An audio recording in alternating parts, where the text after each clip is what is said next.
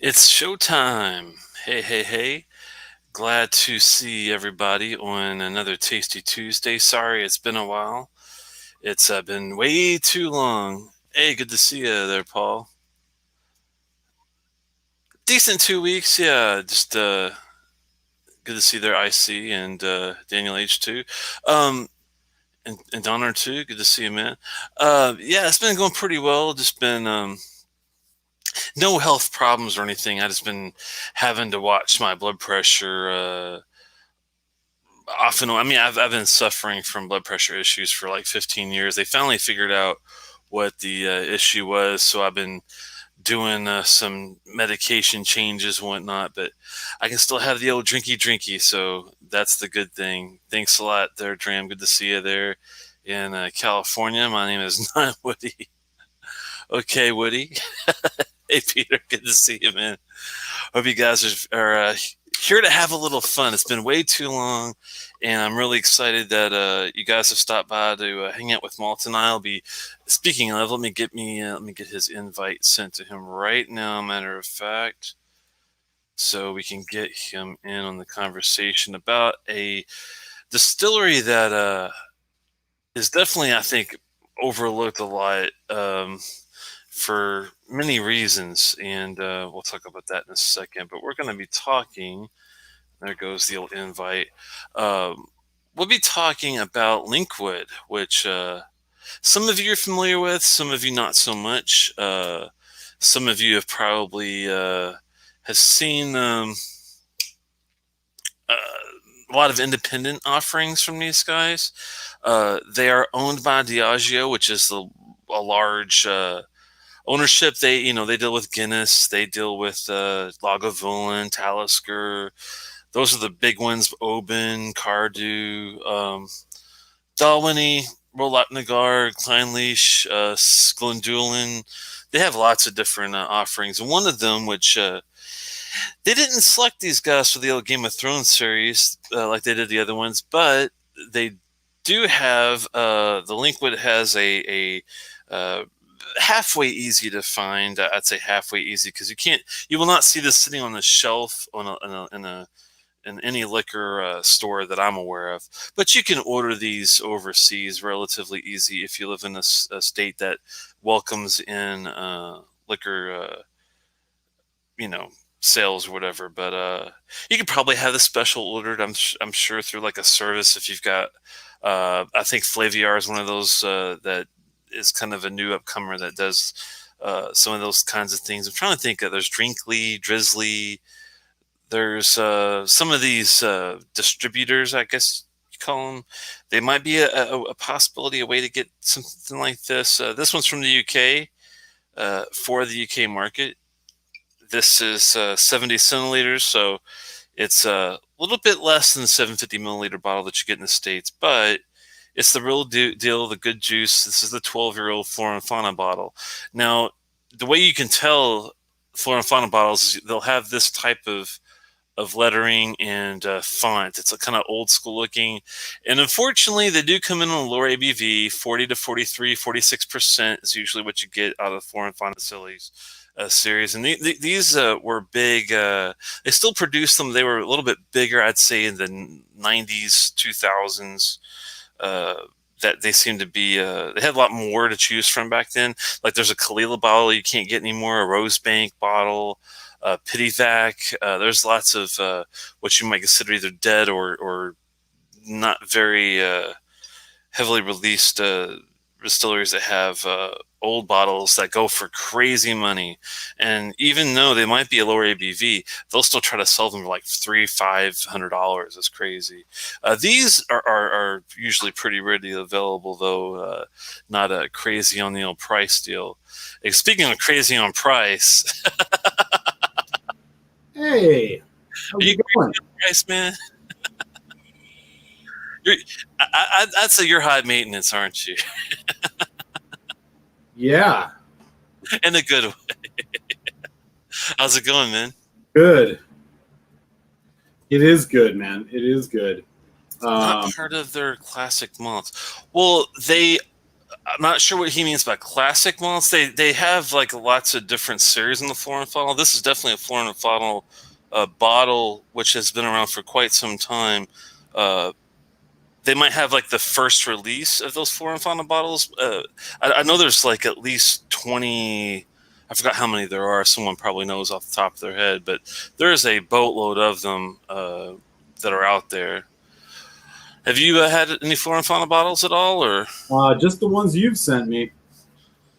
this ought to be hopefully a good notch on the old belt?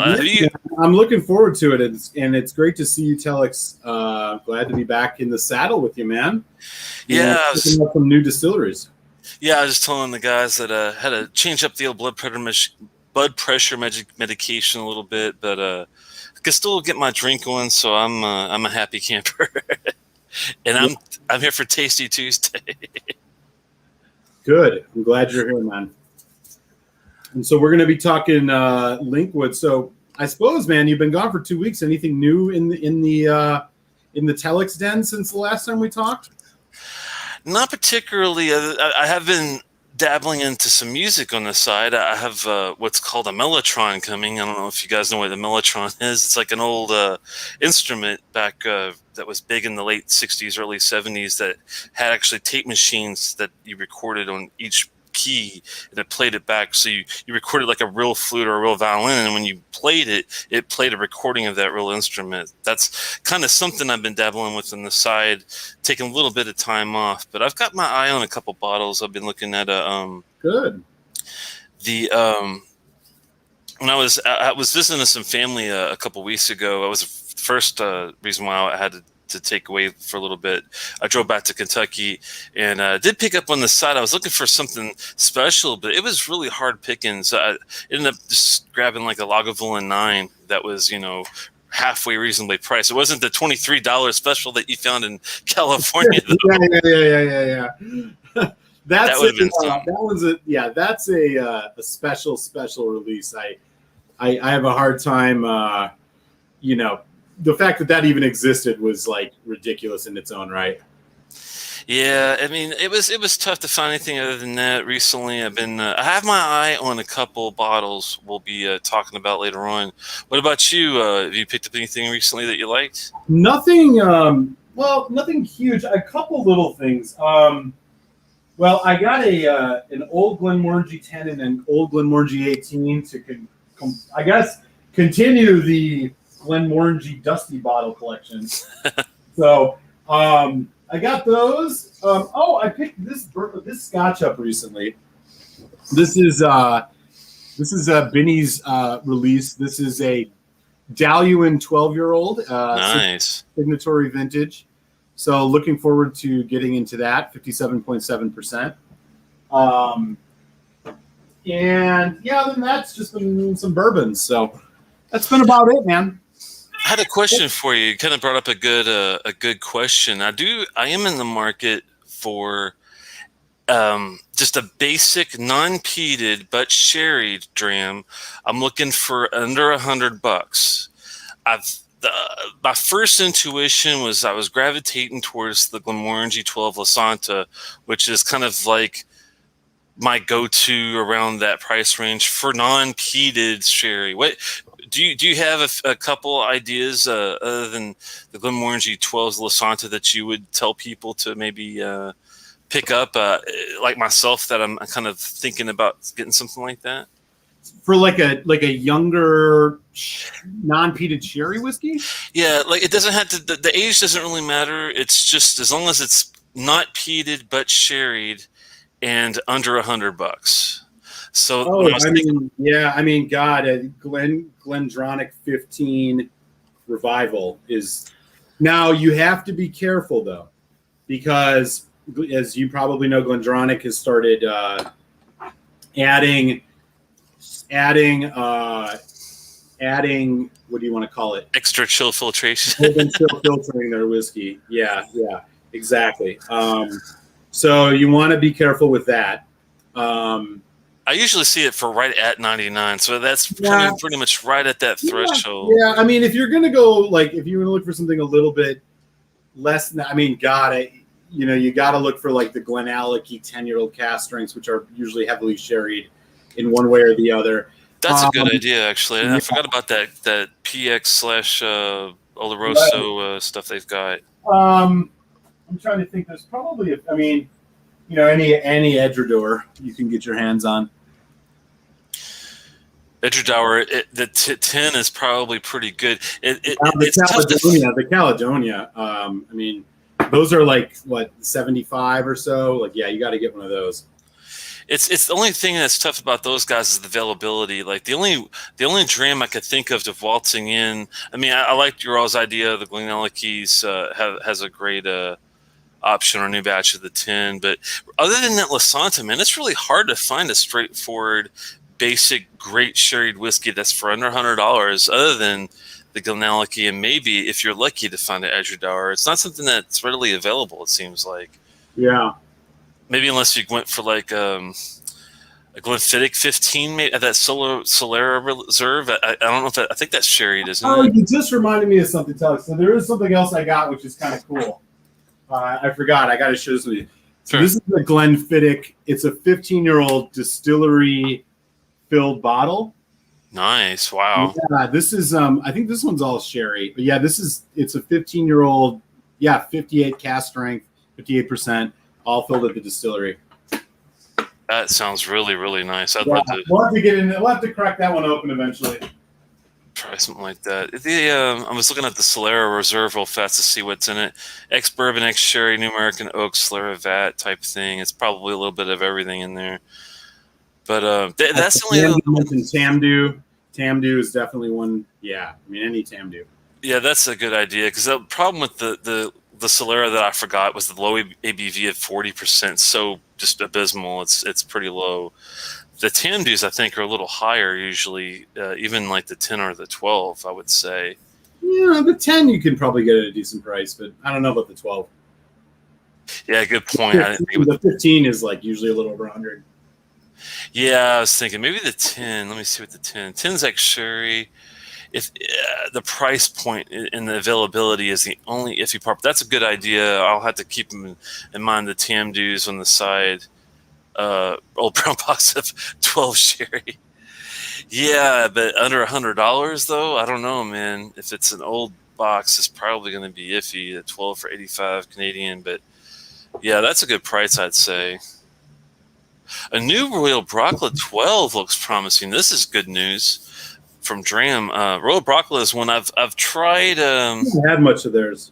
I'm trying to think if I've had. I think I just had the basic 12 before. Yeah, the 12 is the only one I've had. I've had my eye on their 18 and maybe some older stuff, but I haven't pulled the trigger yet on it yet.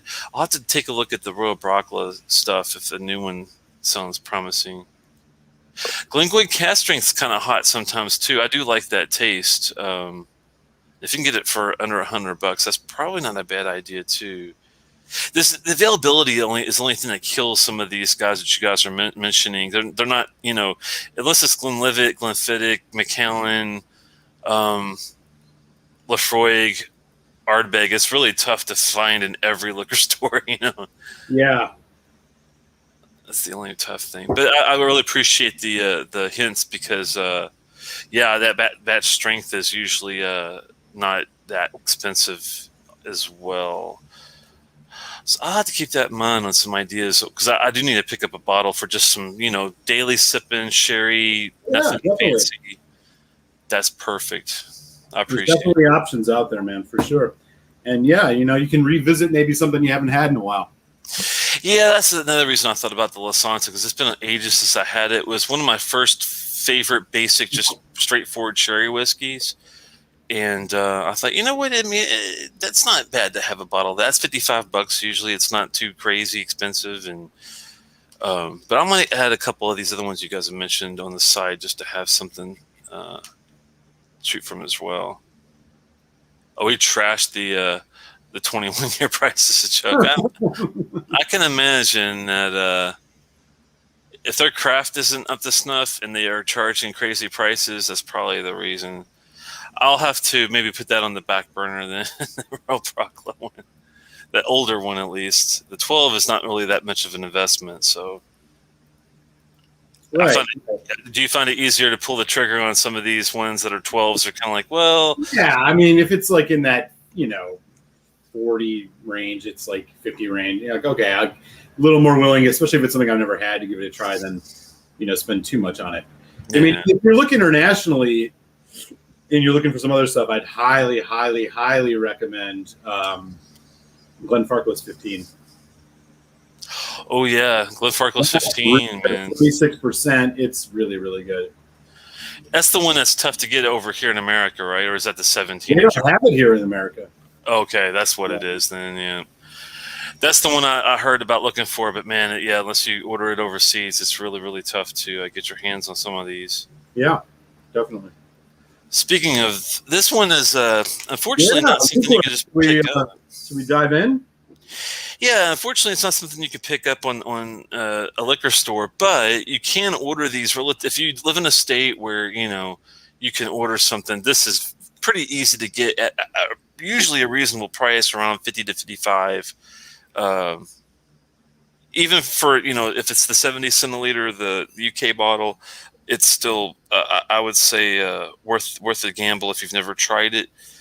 I would not consider Linkwood like a starting guy's distillery, though. It's definitely in the Inchgour kind of area where it's different enough to be like, wow, this is not something I've had before.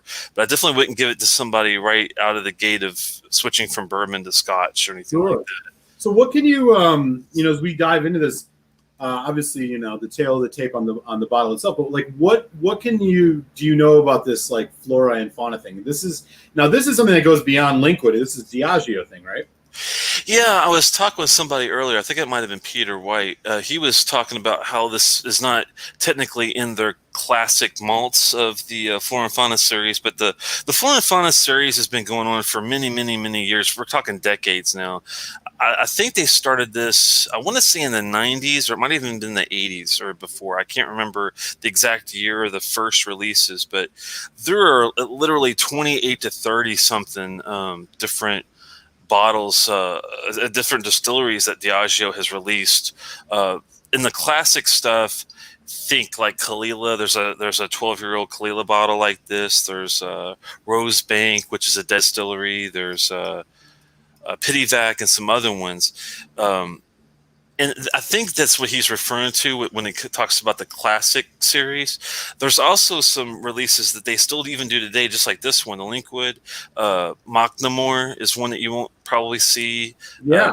It's it's a living distiller but it's only usually used in blends. Kind of the same with Glen Elgin. Glen Elgin is I actually have an interesting independent bottling of Glen Elgin we should try sometime. Yeah. But that's like you don't hear, they're mostly just thrown in for blending and stuff like that. Yeah. Yeah, I've been meaning to try to get my hands on an older bottle of a Glen Elgin. Those are hard to find, though. I have my eyes on an 18-year that might be able to get, but it's not the easiest thing to pick up, unfortunately. But they have. We've talked about some of these over the years, like the Inchgour is a really good intermediate whiskey, I think, for most people.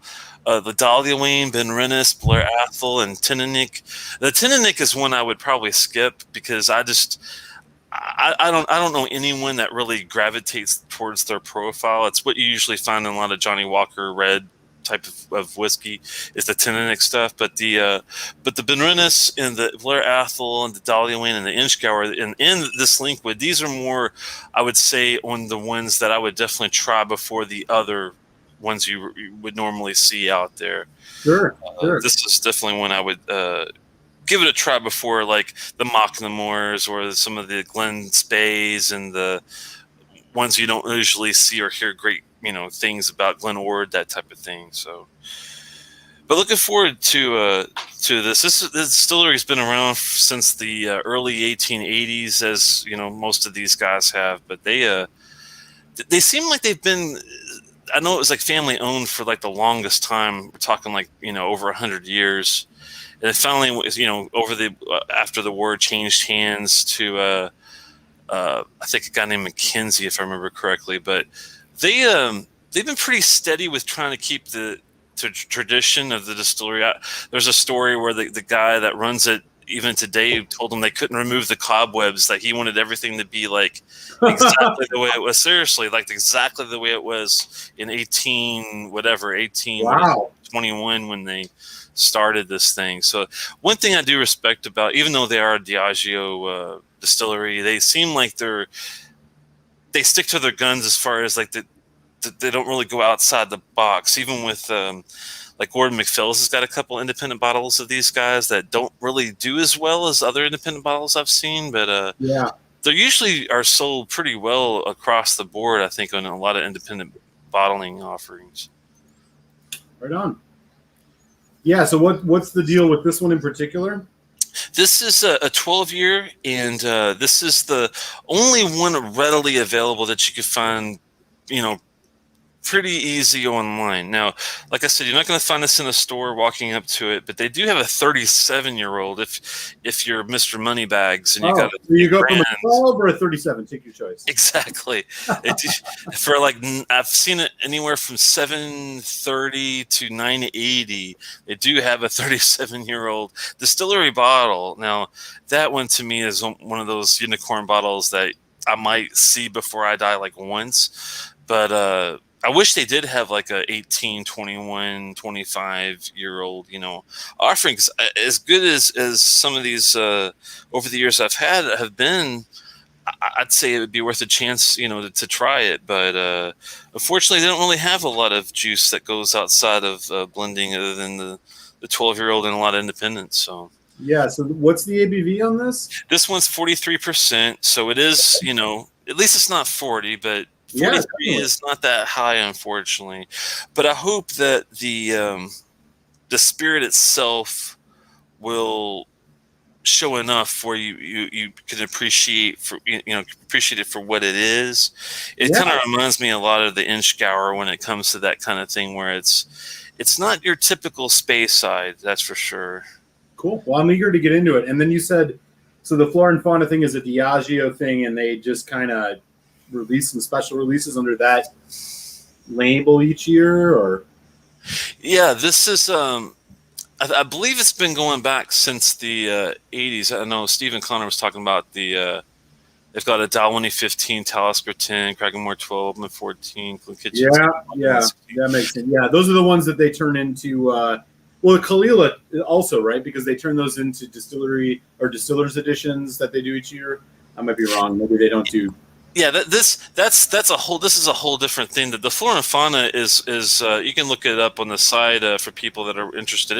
It goes back to like the 90s, where there's like 28, I think, at first, and then it grew to like 32 to 35. I can't remember the exact number, but there's all these distilleries that have their own bottles that look just like this, and they all have the same font, and they all are usually they range from 10 to 15, 16 on the age. You don't see many that are above that on this series. And if you're lucky enough, I was lucky to find the Blair Athol in the box for these. These are not usually available anymore, and they're so. It's funny because it's so basic. It would show every crease, every issue with it. But I'm surprised that the box they sent was perfectly, like in mint shape. It's unreal. But they typically don't come with a box like that, which is kind of strange too when you order them. But they're not very expensive. They usually run anywhere from 40, 45 US upwards to like 75, 80 at the top end. Okay. But I got it poured here. I was going to say, they do like it. I just noticed that the Gordon MacPhail bottles don't usually do as well. They have a 15 and I think an 18 or 17 that they released, and they seem like that they. I'm surprised, but because they're well known, like I see them a lot, but it just seems like they don't really do as well as the other ones. Totally familiar with it. I believe you mentioned the Classic Malt series. Oh, okay, yeah. The Classic Malt series is a completely different deal than the. When I say classic, I'm just talking like old class. Like to me, like if it's like before 2000, it's getting kind of old. Just my feedback on that one. Yeah, there's been some really great Cask Strength Linkwoods over the years. I was lucky enough to try one that was a Linkwood Glenlivet like hybrid of all things. It was Cadence Heads release. It was one of the best whiskeys I ever tasted, and it wasn't like anything crazy expensive or special. It just was a really nice put together whiskey that was independent. It was like that. Yeah. All right, let's take a look and go see what you think of this one. I've had it poured out for a bit already. I'm looking forward to it. Here we go. So I'll go first because this was your pour. And this is your first time having this one, right? That's correct. So right away, it's a nice color. Very light. It's light. It's sweet. It's floral. Yeah, that's one thing that's really tough about Diageo in this series, but in particular, still they don't really tell you a lot about color versus chill filtering. So I would definitely, gravitate towards the chill filtering. This one, it is such a natural color that if they did put anything in it, it's extremely subtle because it's very bright on the. I mean, I'll tell you right away on the nose. It's for me, in the simplest way, it's kind of light. It's kind of fruity. And it's a bit floral. As I dig in deeper, I mean, floral. I mean, it's like roses. Like sweet flowers. And then there's it's like pear. There's a little bit of like a little oak spice in the back, but it's more like a nutmeg kind of allspice type thing. It's sandalwood, maybe even. Very, very light. Pears. There's maybe a hint of orange. But yeah, all in all, it's very light. It's crisp. It smells quite nice. Very, very nice nose. Yeah, when I went in for the initial nose, like you, one of the first things I noticed, it felt, even though it did have the pears and the apples and stuff, it did seem like someone just freshly cut them.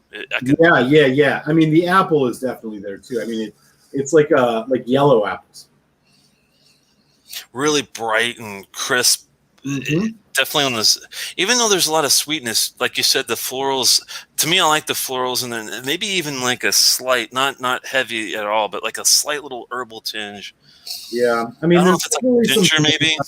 Yeah, there's a bit of vanilla. There's a bit of like a very light, it's almost like nougat or caramel. I mean, it's quite, but light and in the background. I mean, the center stage here for me, it's sweet and kind of like effervescent florals is what I'm getting. I'm also getting I'm thinking it's either ginger or something like it, where it's enough of a twinge, I wouldn't call it sour, but it's not like sour or bitter. There's something else that's thankfully, maybe like a pickled ginger. That it's the freshness of a pickled ginger. It's not like when you bite into it, the sharpness. It's like when you smell it. Yeah, I could see that. Do you get any vanilla at all? Oh yeah. It's funny because and the more I let it air out, the more I keep nosing it. I am getting more of a pickling. Huh. Yeah, I noticed it too. I mean, it's almost like, maybe not for me. It's not pickled. It's not quite as salty. It's like fermented, just a little bit like fermented vegetable. But it's very subtle. I mean, it's more brown for sure. It's not as like harsh as sauerkraut, but it's like if there was a really ultra light version of sauerkraut. Yeah, the nose. If I was going to compare this to something, it's very much in line with like an Annock 12. It's kind of in that general range. The Glen Elgin thing, which you mentioned, I'm not lost on that. There's a little bit of that going on in this too. I mean, it's not as what's the word? It's got a little bit more going to it than like a Glenmorangie 10, but it's a little similar on the kind of orange fruity note, the apple, there's a little bit of honey. It's not uncomparable, but it's in the same wheelhouse. I just love the nougat and more of the earthier notes you get off of this versus the Glenmorangie 10. Because, like, for me, nosing, even wise, not even talking about taste, but nosing, I would much rather nose this than the Glenmorangie 10. There's a lot more depth and interest to it. Yeah. Man, I'm also getting a little strawberry. Yeah, and that weird how it kind of circles around, and you come back around and get more fruit. That's what makes this one kind of special. Is it has like a 3-part like theme to it, but the fruits or the things that you're getting, it'll subtly change as the time goes on with it. Yep. Huh. All right, I'm gonna go in for a taste here, man. Sláinte, man. Telex, yeah.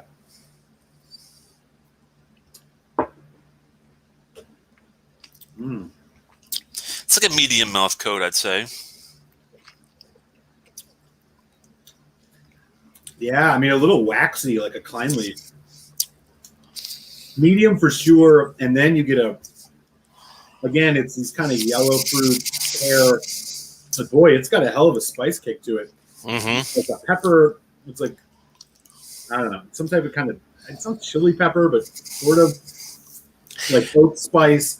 It's a little bit juicy on the oak spice too. I mean, there's some. Is it just interesting? Yeah, the vanilla is much more prominent now. It's like French vanilla. It's like creamy vanilla. You know.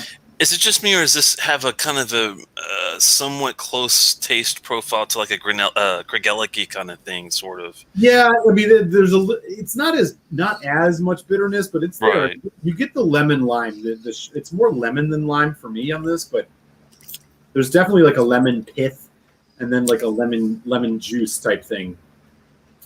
I love the way the oranges and some of the deeper medium fruits balance off that yellow sourness from the lemon stuff, though. Yeah. Interesting. It's got kind of a creaminess. The creaminess is what's really kind of getting my attention. You know, it's like a Kleinleaf. It's got a little bit of a waxiness, not quite as cloying, but it's very, like you said, it's very creamy. It's very like soft on the palate, and then the spice comes in. Lemon, you know, tangerine, or not mandarin orange, more mandarin orange than regular orange. Well, you're right about that lemon lime thing. Still, it's funny because it's like a fresh lime. It's almost like I just cut the lime and it's like in the air. It's not heavy on the taste, but it's heavy on the waft. Like it's almost like wafting. Yeah, effervescence or something. Yeah. Let us know in the chat if anybody's had a Linkwood and if these tasting notes are making sense. But yeah, I'm kind of right there with you, Telex. It's a you know what? It's a very summer relaxing drink.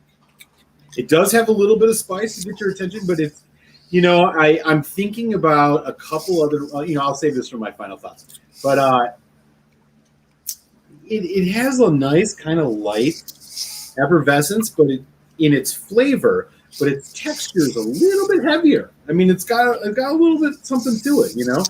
You said Grigelicky 13 earlier. I think you're in that, you know, that's in the same wheelhouse for sure.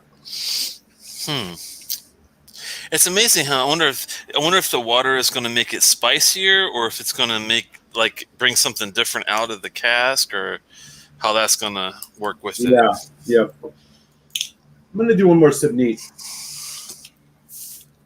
Yeah, what you guys think? Have you ever had and thanks a lot, Peter, for the shout out. Yeah, hit the like button if you haven't already, and subscribe to this channel and to Malt Muser's channel as well if you haven't already. Cheers, Peter White. What do you guys think of the Linkwood Flora and Fauna 12? Peter hopes it's better than the Annog 12. I don't know. It's been so long since I've had that one. I'm not going to pass judgment yet on that just yet, but we'll talk about that. I'm just going to give it, this is 43, so we're going to give it one little drop. Yeah, I did 2, and I'm actually one more drop. Those again here. There we go. 2 little drops of water.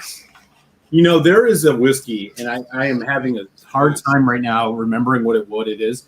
That this really reminds me of. It's a single malt, and I got it. It's like an Oban 14 without the peat. Or interesting. There's another Space Cider. It's on the tip of my tongue, and I just can't remember. But there was go ahead. Now, to say, I think you had a good comparison because I was thinking like, what could you compare this to? And one of the things that did come to mind was thinking it's like an Oban without the smoky elements to it. Yeah, it really is because it's touching on just so many different kind of influences. Huh. This is a man. I think I get more. It's crazy, but I think I get with the water. I'm getting more citrus fruit out of it somehow. Me too. Yeah. Isn't that crazy? Like I already thought there were lots of oranges and lemons and Wait. limes and Wait grapefruit. until you taste it, though. Just wait until you taste it. Oh man, it does not fall apart. That citric note, which you notice on the nose, watch how it holds together for you. I mean, I'm thinking it will. We'll see. I did 2 drops. I did too as well. Right? Yeah. It holds together. It's there on the end, but it holds together. Like the palate doesn't get drying and full of citrus. Wow. And the spice doesn't kick up. It actually tames the spice down a little bit, which is kind of nice. Yeah, I agree. Huh. I mean, if you like citrus, this is definitely the dream for you. If you're not a citrus fan, though, this might be a little bit more on the, I don't want to say heavy side, but it's definitely citrus flavor in your face kind of thing. Oh, yeah. Huh. But I mean, it's got a different spread. It's not just all like lemon lime. A lemon lime with sugar on it. And there's pears and apples and stuff, but man, there are tons of like grapefruit and oranges and tangerines, and I mean, it's like very lemon limey too. Wow. The vanilla's still there, but it kind of the water took away my cream and my waxiness a little bit. It did? See, that what I was thinking was that you were going to notice how intact it still was. Because for me, it seems still very much intact. Let me try it one more time.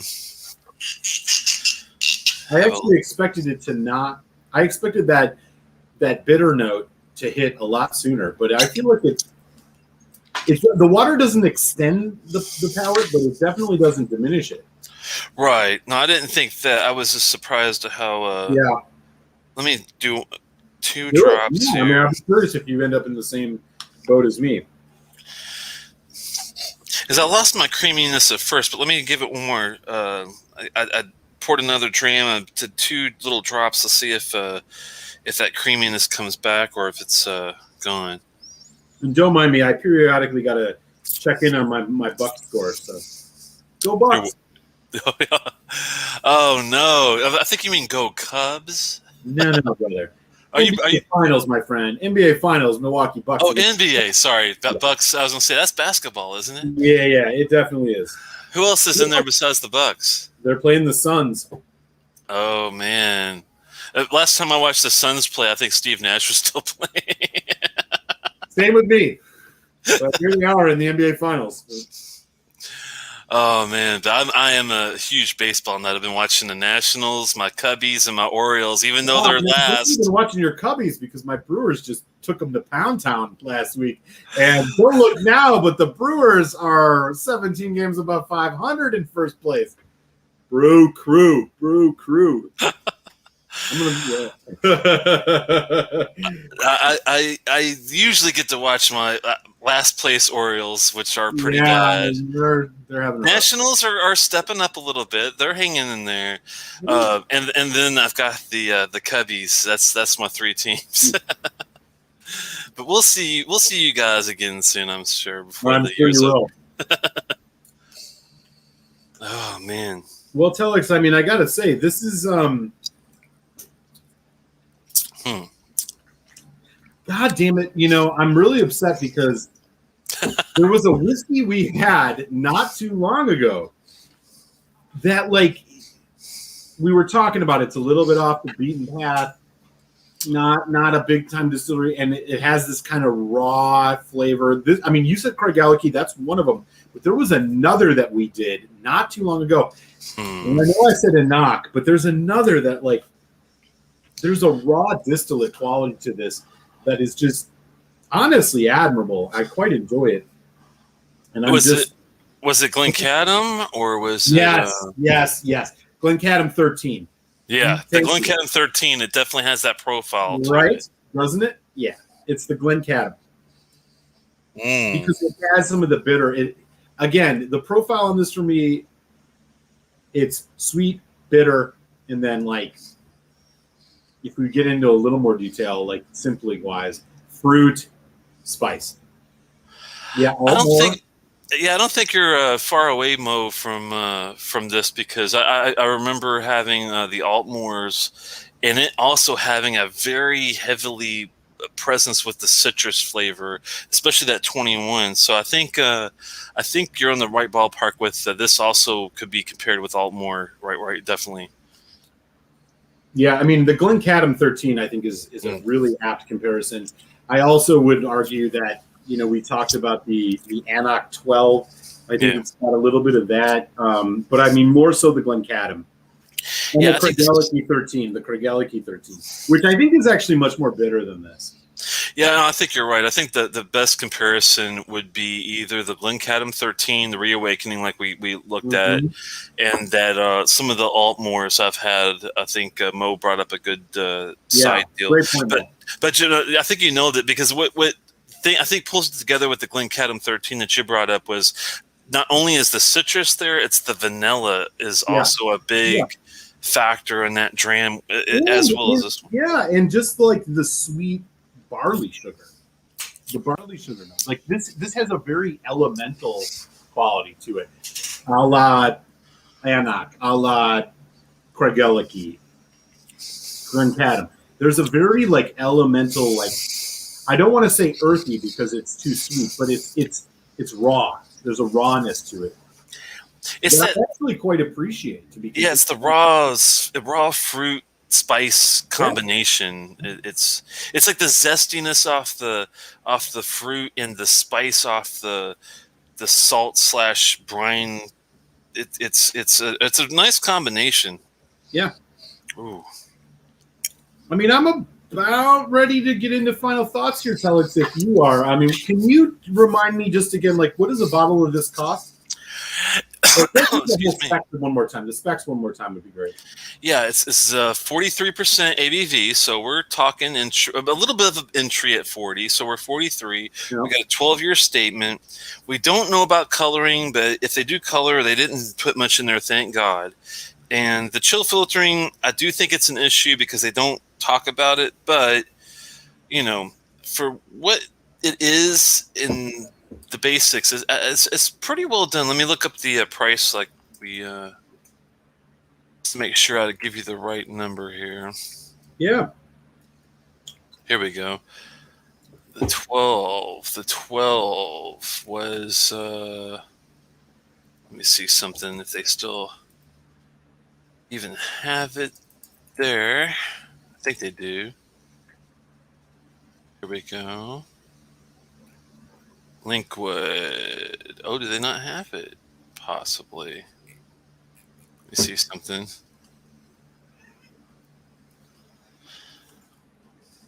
While I'm looking this up, how did you find out about Linkwood?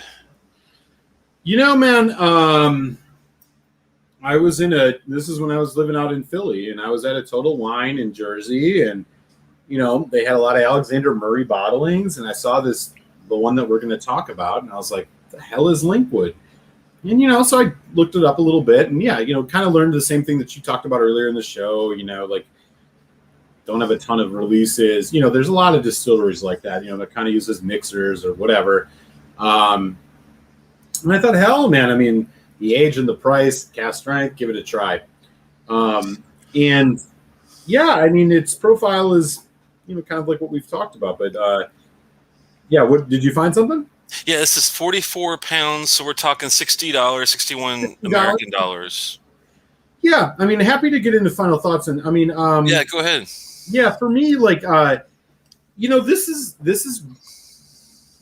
it's a bit on the beguiling side. If I'm going to use a $100 word, it's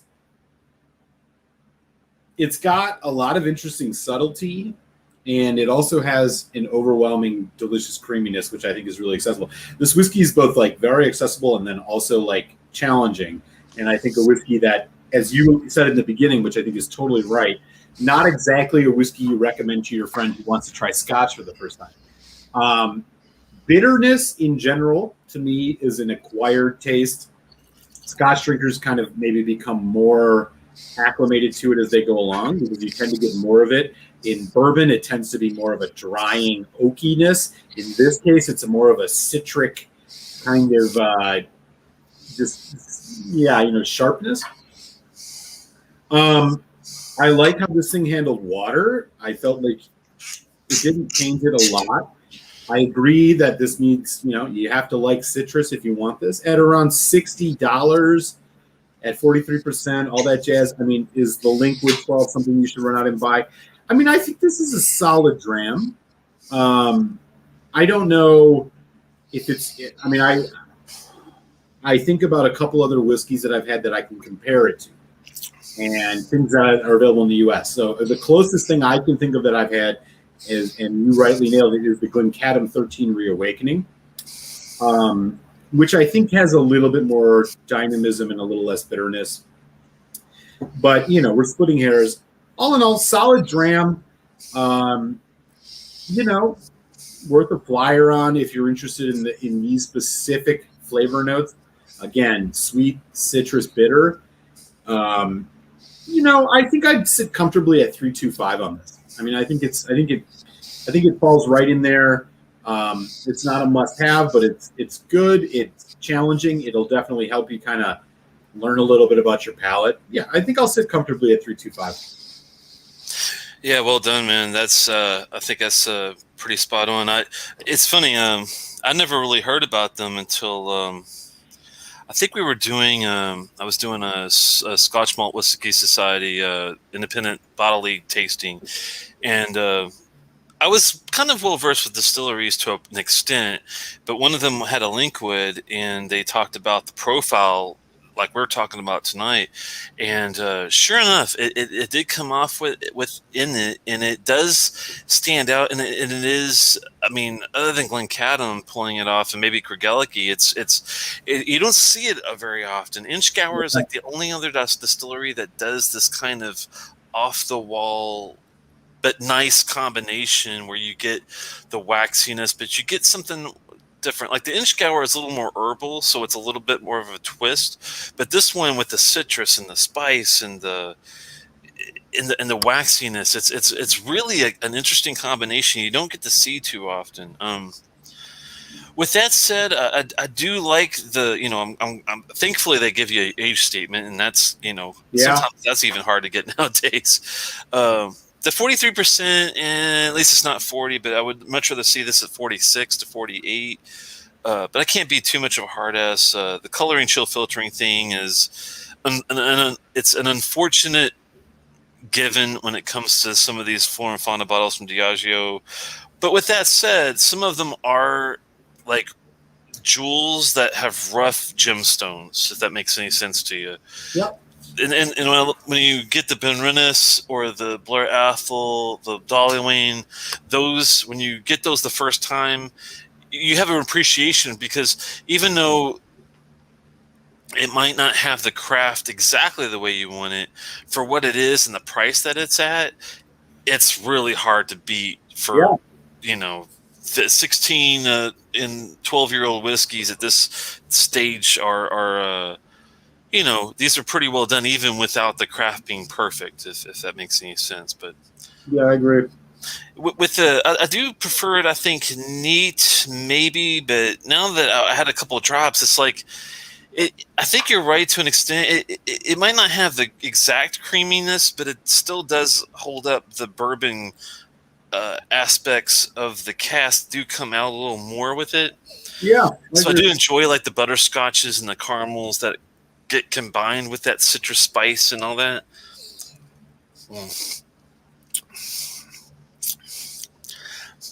Stacking this up to like a Tinnick, I mean, this is much better than that. Stacking it up to like a Glendronach 12 is not, it won't hold up to that per se, maybe, but I think it does. It can stick with most 12-year-old releases on some of the better known distilleries. So I do think it is above average. How far above am I going to go? I think I'm going to stick at 3.5. I think it's high enough to give it its spotlight that it deserves, but it's definitely not in the caliber of like a Glen Scotia 15 or something like that. Sure. It's kind of like in that in between, I'd say. But I'm definitely glad to take a chance and pull the trigger on it, and I'm definitely looking forward to trying. And my dream now is to get an Adelphi independent bottle of this. I bet that would be. God. If we could just go back 10 years, man, we'd be drinking Adelphi's like up the wazoo, man. I wish. Well, that's a totally good score. I mean, I honestly, if I was leaning one way, I'd lean 3.5 over 3. Like, I think this has a lot of integrity, and like it's complex. I think that like the overly, I wish they would have toned down the citrus just a tad. Like, I think it's like a little excessive, but whatever. We're splitting hairs. This is subjective ultimately, but so here you go. Linkwood Flora and Fauna, 12 years old. It is a 3.25 from Muser, a 3.5 from Telex and Whisky Tech.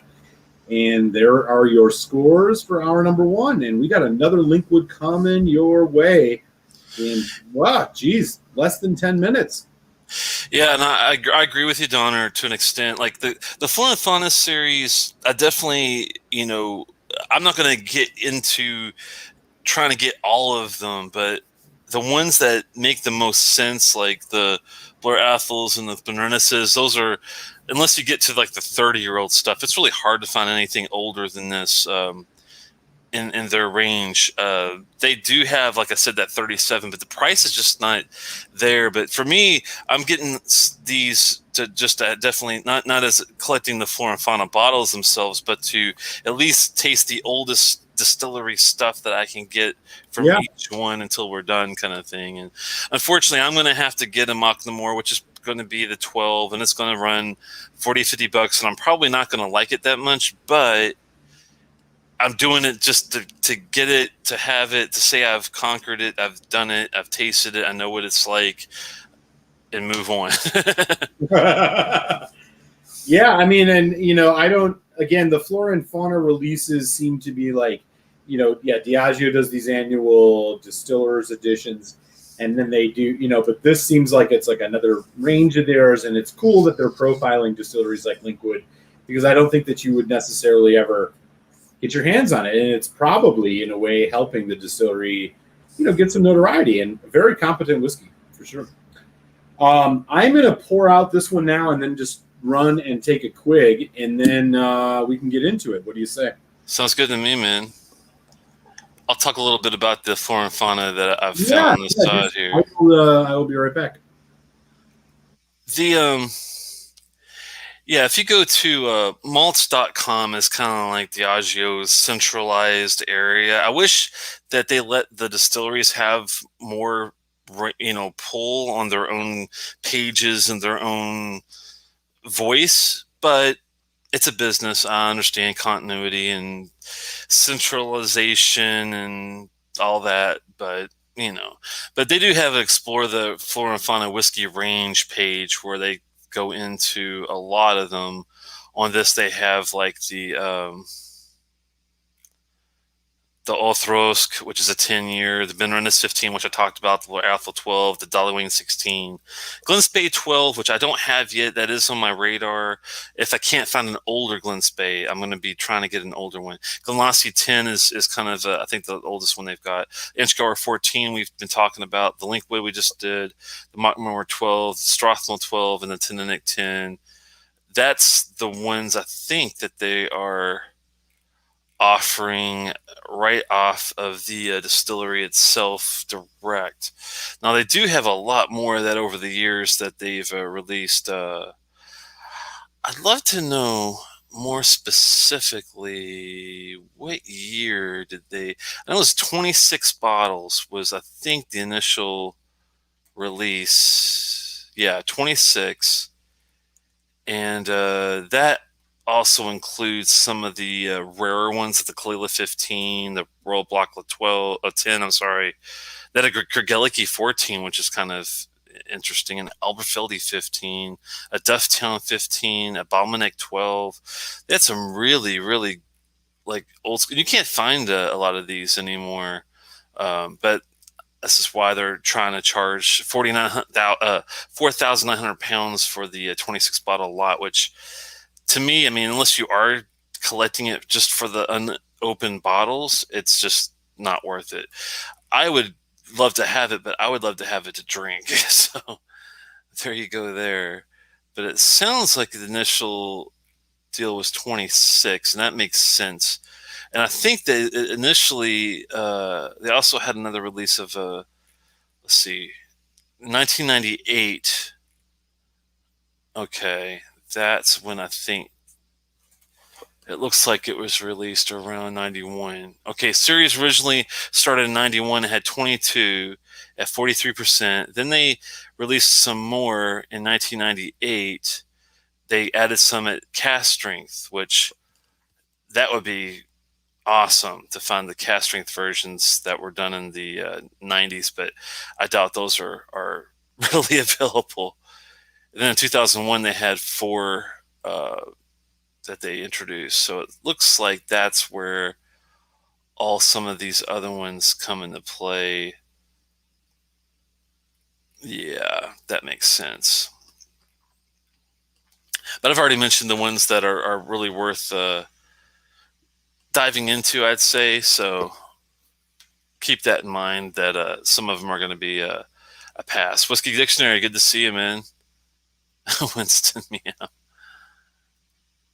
Let's see. Yes, we're taking a look at the first one we looked at. We just finished up with Malt here. Oh, is he back? There he is. Sorry, man. I was telling the guys that someone, the Whiskey Dictionary popped in, and I was told them we were looking at How you doing, bud? The Linkwood 12 Flora and Fauna. I'm really looking at the Alexander Murray 19-year Cask Strength 53.8%. That sounds glorious. That's right. Yeah, we got another. We're just a few minutes away, almost hour number 2.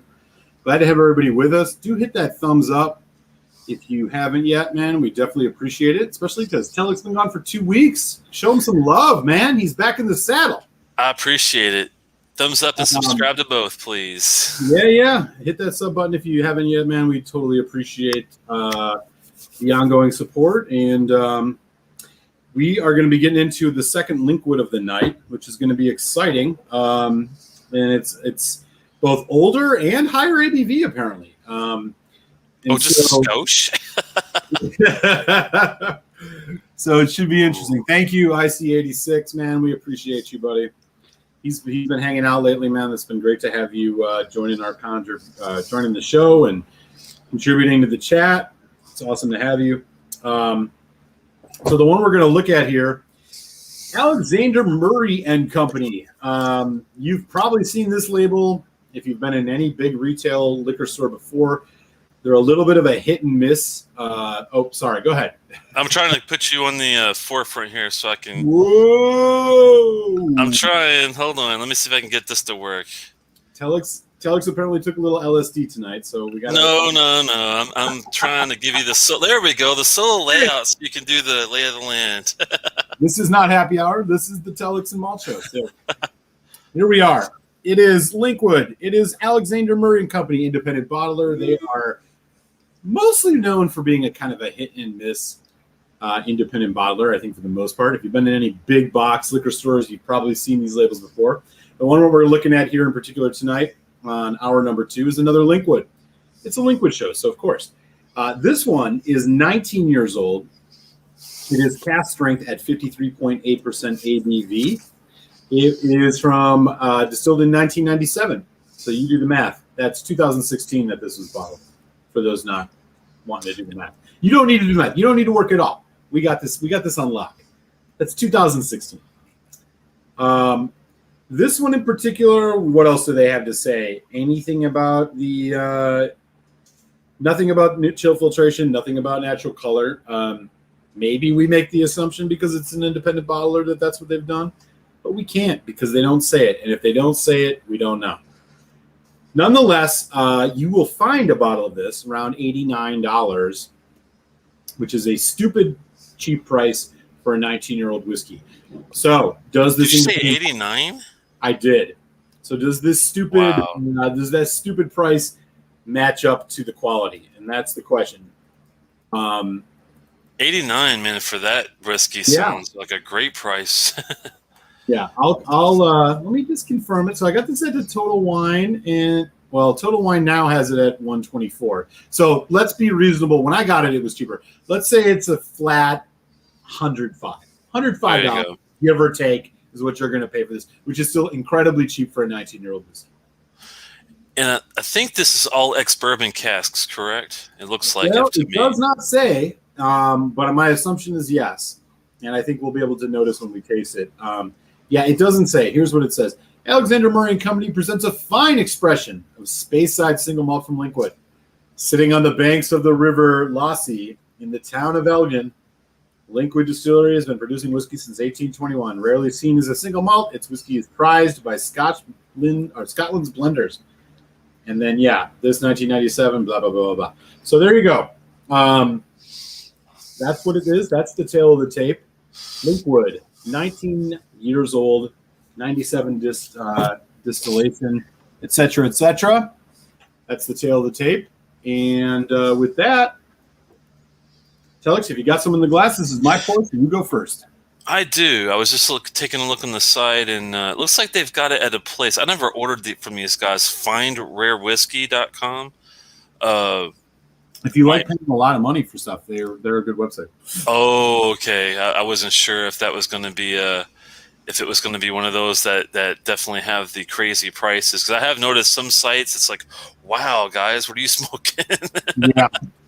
So I noticed Cohen mentioned that a lot of Alexander Murray stuff at Trader Joe's. Andrew Page says, I know they have a hit and miss reputation, but he's not had a bad bottling. There you go. I mean, so people see Alexander Murray stuff relatively regularly. And yeah, I was lucky enough to pick up two of their bottles. One was a Glenkeith 23 year, and one was a Tormore, and I want to say it was 23 or very nice 20 years, and both were actually solid. The Glenkeith was memorable because it was the first whiskey I ever had that had lots of like melon, like honeydew, watermelon, and that kind of flavor. And that Glenkeith was something special. It was my first like independent bottling that I actually really enjoyed, which is kind of saying something. Yeah, I have a bottle. I have an Alexander Murray Lafroig 12. And then I also had in the past, I had a 8-year-old Bunnahaven, which was like almost 70% ABV. And I have to admit that one wasn't amazing, but wow, man. I think they might be better than worse, but I know people, let us know in the chat what you think about Alexander Murray. If you've had some good bottlings that you'd recommend to our folks in the chat, or if you aren't a big fan, let us know why. And we are going to dive into this 19-year-old Linkwood. Telex, take it away. Dude, that nose is killer from the get-go. That's impressive. It's like the craziest combination. Like, wow. It has. I was getting like a combination of like the ginger with pencil shavings, the fruit, and everything like all at once. It was like a big wave of a complex nose. That is something else. Oh wow! It's definitely got like a almost even though the citrus is there, it's also got this leather kind of thing going on, and I think I'm getting the age off of it. Very great notice on that, man. Yeah. It's like a really nice decked up leather chair that's been polished, like a freshly polished leather sofa with tea, like lots of like mid-level tea, not as like Lapsang Souchong level, but like a middle Earl Grey kind of thing going on. Oh wow. Deep florals. There's some really heavily, like really nice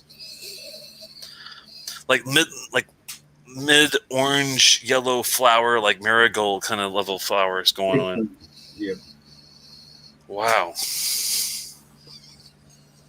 It's intense, but in a different way. Now I'm getting coffee. It's like it's changing on me. Yeah, I was about to ask you about that actually. Do you Now get it's nice like a light roast coffee bean? like like a fresh light roast with a little bit of cacao like going on. That's nuts, man. Dude, Telex is on fucking point right now, y'all. This is a really exciting nose. You just do your thing, man. You got this one on lock, man. I don't have anything to add.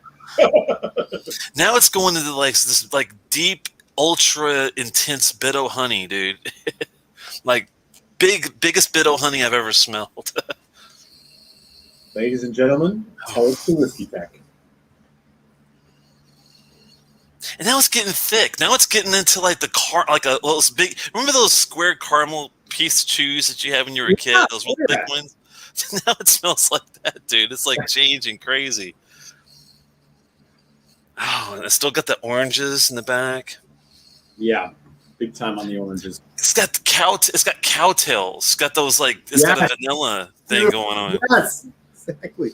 It has this like. There's this like. If you've ever had a chocolate flavored candy that's a chew that's not real chocolate, like a Tootsie Roll almost. It's got a little bit of that going on in it, man, and it stands out. You said Bido honey, great pull on that. Confection sugar is coming up. Yeah, powdered sugar. I'm curious if you pick up any like cherry cordial, or I'm sorry, like a maraschino cherry, or like a kind of like a raspberry syrup.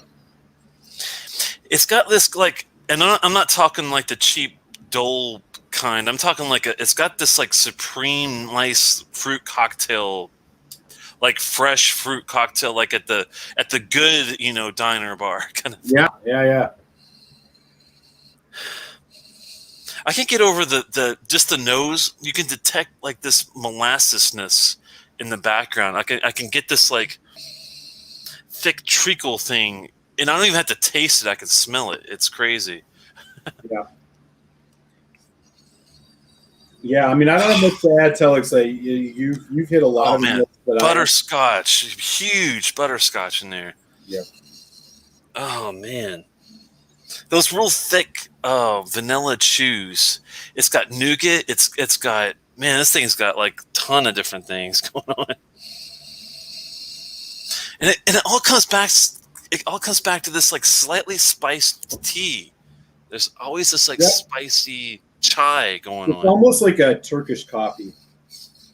If you've ever had Turkish coffee before, or it's like almost like a coriander spice. Yeah, you nailed it with the Turkish delight, man. That's exactly what that is. Because I was thinking, well, it's like a lightly spiced chai, but it's more than that, and that's where that Turkish delight kind of like smoke comes from. It's got a smokiness to it, I have to say. It's like, even though it's not peated, it doesn't need the peat to be smoky, and it has like this. It's almost like it's like a smoked but an ultra light cigarette. It's got like a really ultra light smell to it. Interesting. I was thinking more like a light mesquite barbecue, but I'm with you. Shall we? Oh yeah, man! I'm almost afraid because it's the nose is so good. Well, there's a lot of buildup. Here we go. Ooh. Wow. Oh shit, dude, that's good. Wow, that is surprisingly balanced, neat, and doesn't need a damn thing. Wow. There's no bitterness. Yeah. Go ahead. I'm sorry, man. There's no bitterness. It's like it has this thick wave of like orange Julius gel, but it's got the caramel. It's got the effervescence, the white pepper zest. It's got, man, pineapple upside down cake. Mm-hmm. Yeah, it's more. It's got like this tropical thing. It's got like even some like roasted coconut thing going on. Yeah. Oh, 100%. Great pull on that. Dude, this is something else. Wow. And it doesn't have the pithiness going on like the 12, even though this has the citrus like presence.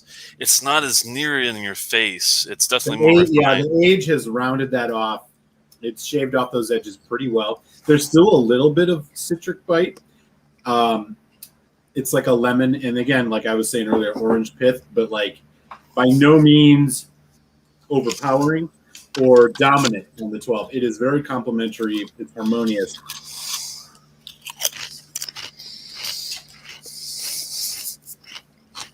It's a goddamn fruit basket, man. It is. Just give me 1 second to get my yeah, do it. Having one bite of a chip, and I'm gonna have a little water by itself, and I'm gonna come back neat and see, because man, it's intense, but there's a lot going on at the same time. Yeah, a few other things I would add. I mean, there is a dried honey and like vanilla, like light whipped vanilla thing going on, like a vanilla flavored creamer or something like that. There's like hints of roasted coffee in the background, and I'm talking subtle, but it gives it enough body to keep that vanilla from being too sharp. Yo. Wow. It's too sweet for that matter even. There's also like a have you ever had like an overripe cherry with like a little whipped cream on it where it's like juicy but it's a little sharp? Man, there's some of that going on. Raspberry. It's more even raspberry, dark raspberries, overripe raspberries. There's this nice, really like a medium brown sugar note going on too. Yeah. It's not light, it's not dark, it's like right in the middle. It's like a nice medium brown sugar. Wow. Yeah, y'all. If we're talking, if it sounds like Telex and I are like running around a grocery store doing supermarket sweep with our grocery list, what's going on in this whiskey? This whiskey is all over the place, but in the best possible way. This is like a Ric Flair woo kind of whiskey, man. Yeah. Woo! There's even like a burnt ends or like a crispy burnt bacon note, not barbecue, like a bacon note. There's just like a little bit of that sweet smokiness, like savory smokiness. It's so weird that they're getting all this without it being peated. That's the funny thing. Yeah. I mean, this is like more of a straightforward Speyside-esque. They do definitely taste more along the lines of a Glencadam. If you like Glencadam, this is definitely going to be right up your alley, I think. Wow. This kind of reminds me of that 21-year-old that we had in a couple ways. Yeah. It's weird. Yeah. This is a little more intense on the fruit. More of the 13 than the 21. The 21 felt more bourbon barrel influenced than this. Like this seems more dynamic, but this is also cask strength. But I see what you mean by that. It's like the complexity of it is kind of, even though the notes are different, the style of it seemed kind of similar. Dude, honestly, like I'll be honest about it. This is one of the one of the more complex whiskeys that is simultaneously accessible. Like the complexities of this all shine pretty strongly. Like you can really, like I think even like the novice Scotch drinker will pill out 5-6 notes out of this. Oh yeah, definitely. And like that's not an easy thing to do in a lot of cases. Like the stuff. The only thing this doesn't have is like a deep earthy herbalness or herbal. There is a little earthiness, but herbal is the only thing that you wouldn't really get in this. It's got sweet, it's got savory, it's got a little bit of saltiness, it's got spice. Yeah, it's definitely got the brine, but you're right. It doesn't have. At first I thought, well, is there anything in here at all like basil or anything like that? And I couldn't get it. So you're right. I don't get much. But I get a lot of citrus, man. Yeah, the florals are much more subdued in this compared to the 12. Have you noticed that? Yeah, the citrus is still there, but this one's got more of an aged, like leather, coffee, toasted coconut, pineapple thing going on. Tropical. You nailed it on the coconut, man. Absolutely. I love that subtle cocoa roasted coffee thing we were getting in the middle there too. Yeah. Oh yeah. Add a couple of drops to it, and the nose is not really different. It's kind of subdued. I'm getting a lot of the citrus freshness, but maybe a little more sweetness in the nose. Maybe more of the sugar is coming out. Yeah, I'm gonna go with a little water. I'm gonna do 3 drops. Yeah, I'm gonna add a little bit more of the neat base to my pour, just to make sure I don't over dilute it or anything. It's like a freaking party. So much happening. This whiskey's bursting with life, man. I know how corny that sounds, but it's true. It's just bursting with life, man. Everything is so fresh and like in your face, and like it's energetic, but at the same time, its age is what's causing it. You know, like the age is what's bringing out so much. But it's just the balance is just there, man. Everything's got its 15 minutes of fame. Yeah, next to Kleinleash, and I'd say, I'm trying to think, Kleinleash, and there are some other ones. This is definitely some of my best favorite mouthfeel whiskey I've had in a long time. Oh man, dude, that nose has got so creamy now. Yeah. God damn. It's almost like a vanilla ice cream, like a French vanilla, where it's very creamy. It's got the egg in it, so it's like custard-y. Yeah, the French vanilla is a really good combination of after the water. This zesty quality too. I can't quite put my finger on what it is, but there's like a zesty, like liveliness to it. It's like someone took the lemon lime zest off of the fruit. like one of those like micro graders. Yeah. It's got a little white pepper kick going on too. There's no black pepper in it, thankfully. That would be not good. I'm glad it's not there. But the white pepper is a nice, sprightly. I mean, it still has that bitterness on the back end, but I feel like unlike in the 12, it's rounded off with so much. It's there and it's palpable, but it's rounded off with so many of these sweet fruit notes, like mouth-wateringly, like juicy fruit gum. Oh man, it's got like a boatload of that and then some. It's crazy. Yeah. It's like if they somehow Juicy Fruit found a way to put a cask strength whiskey in their gum. That's what it is.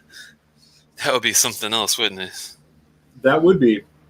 Ooh man, the bourbon casks on this are just absolutely insane, in a good way. Oh, I love that. I love that neat nose, man. Yeah, I lean towards this one neat, to be honest. Even at cask strength. Mm-hmm. I feel like the vanilla is stronger with water, but I don't know. Everything seemed a little bit even more interesting. The nose I definitely like neater. The palate I enjoy both ways depending on what I'm trying to dig out. But that's what makes this a special whiskey to me, is that I like, even though I do like the nose neat, I like the palate both ways, so I get more enjoyment out of the whiskey that way.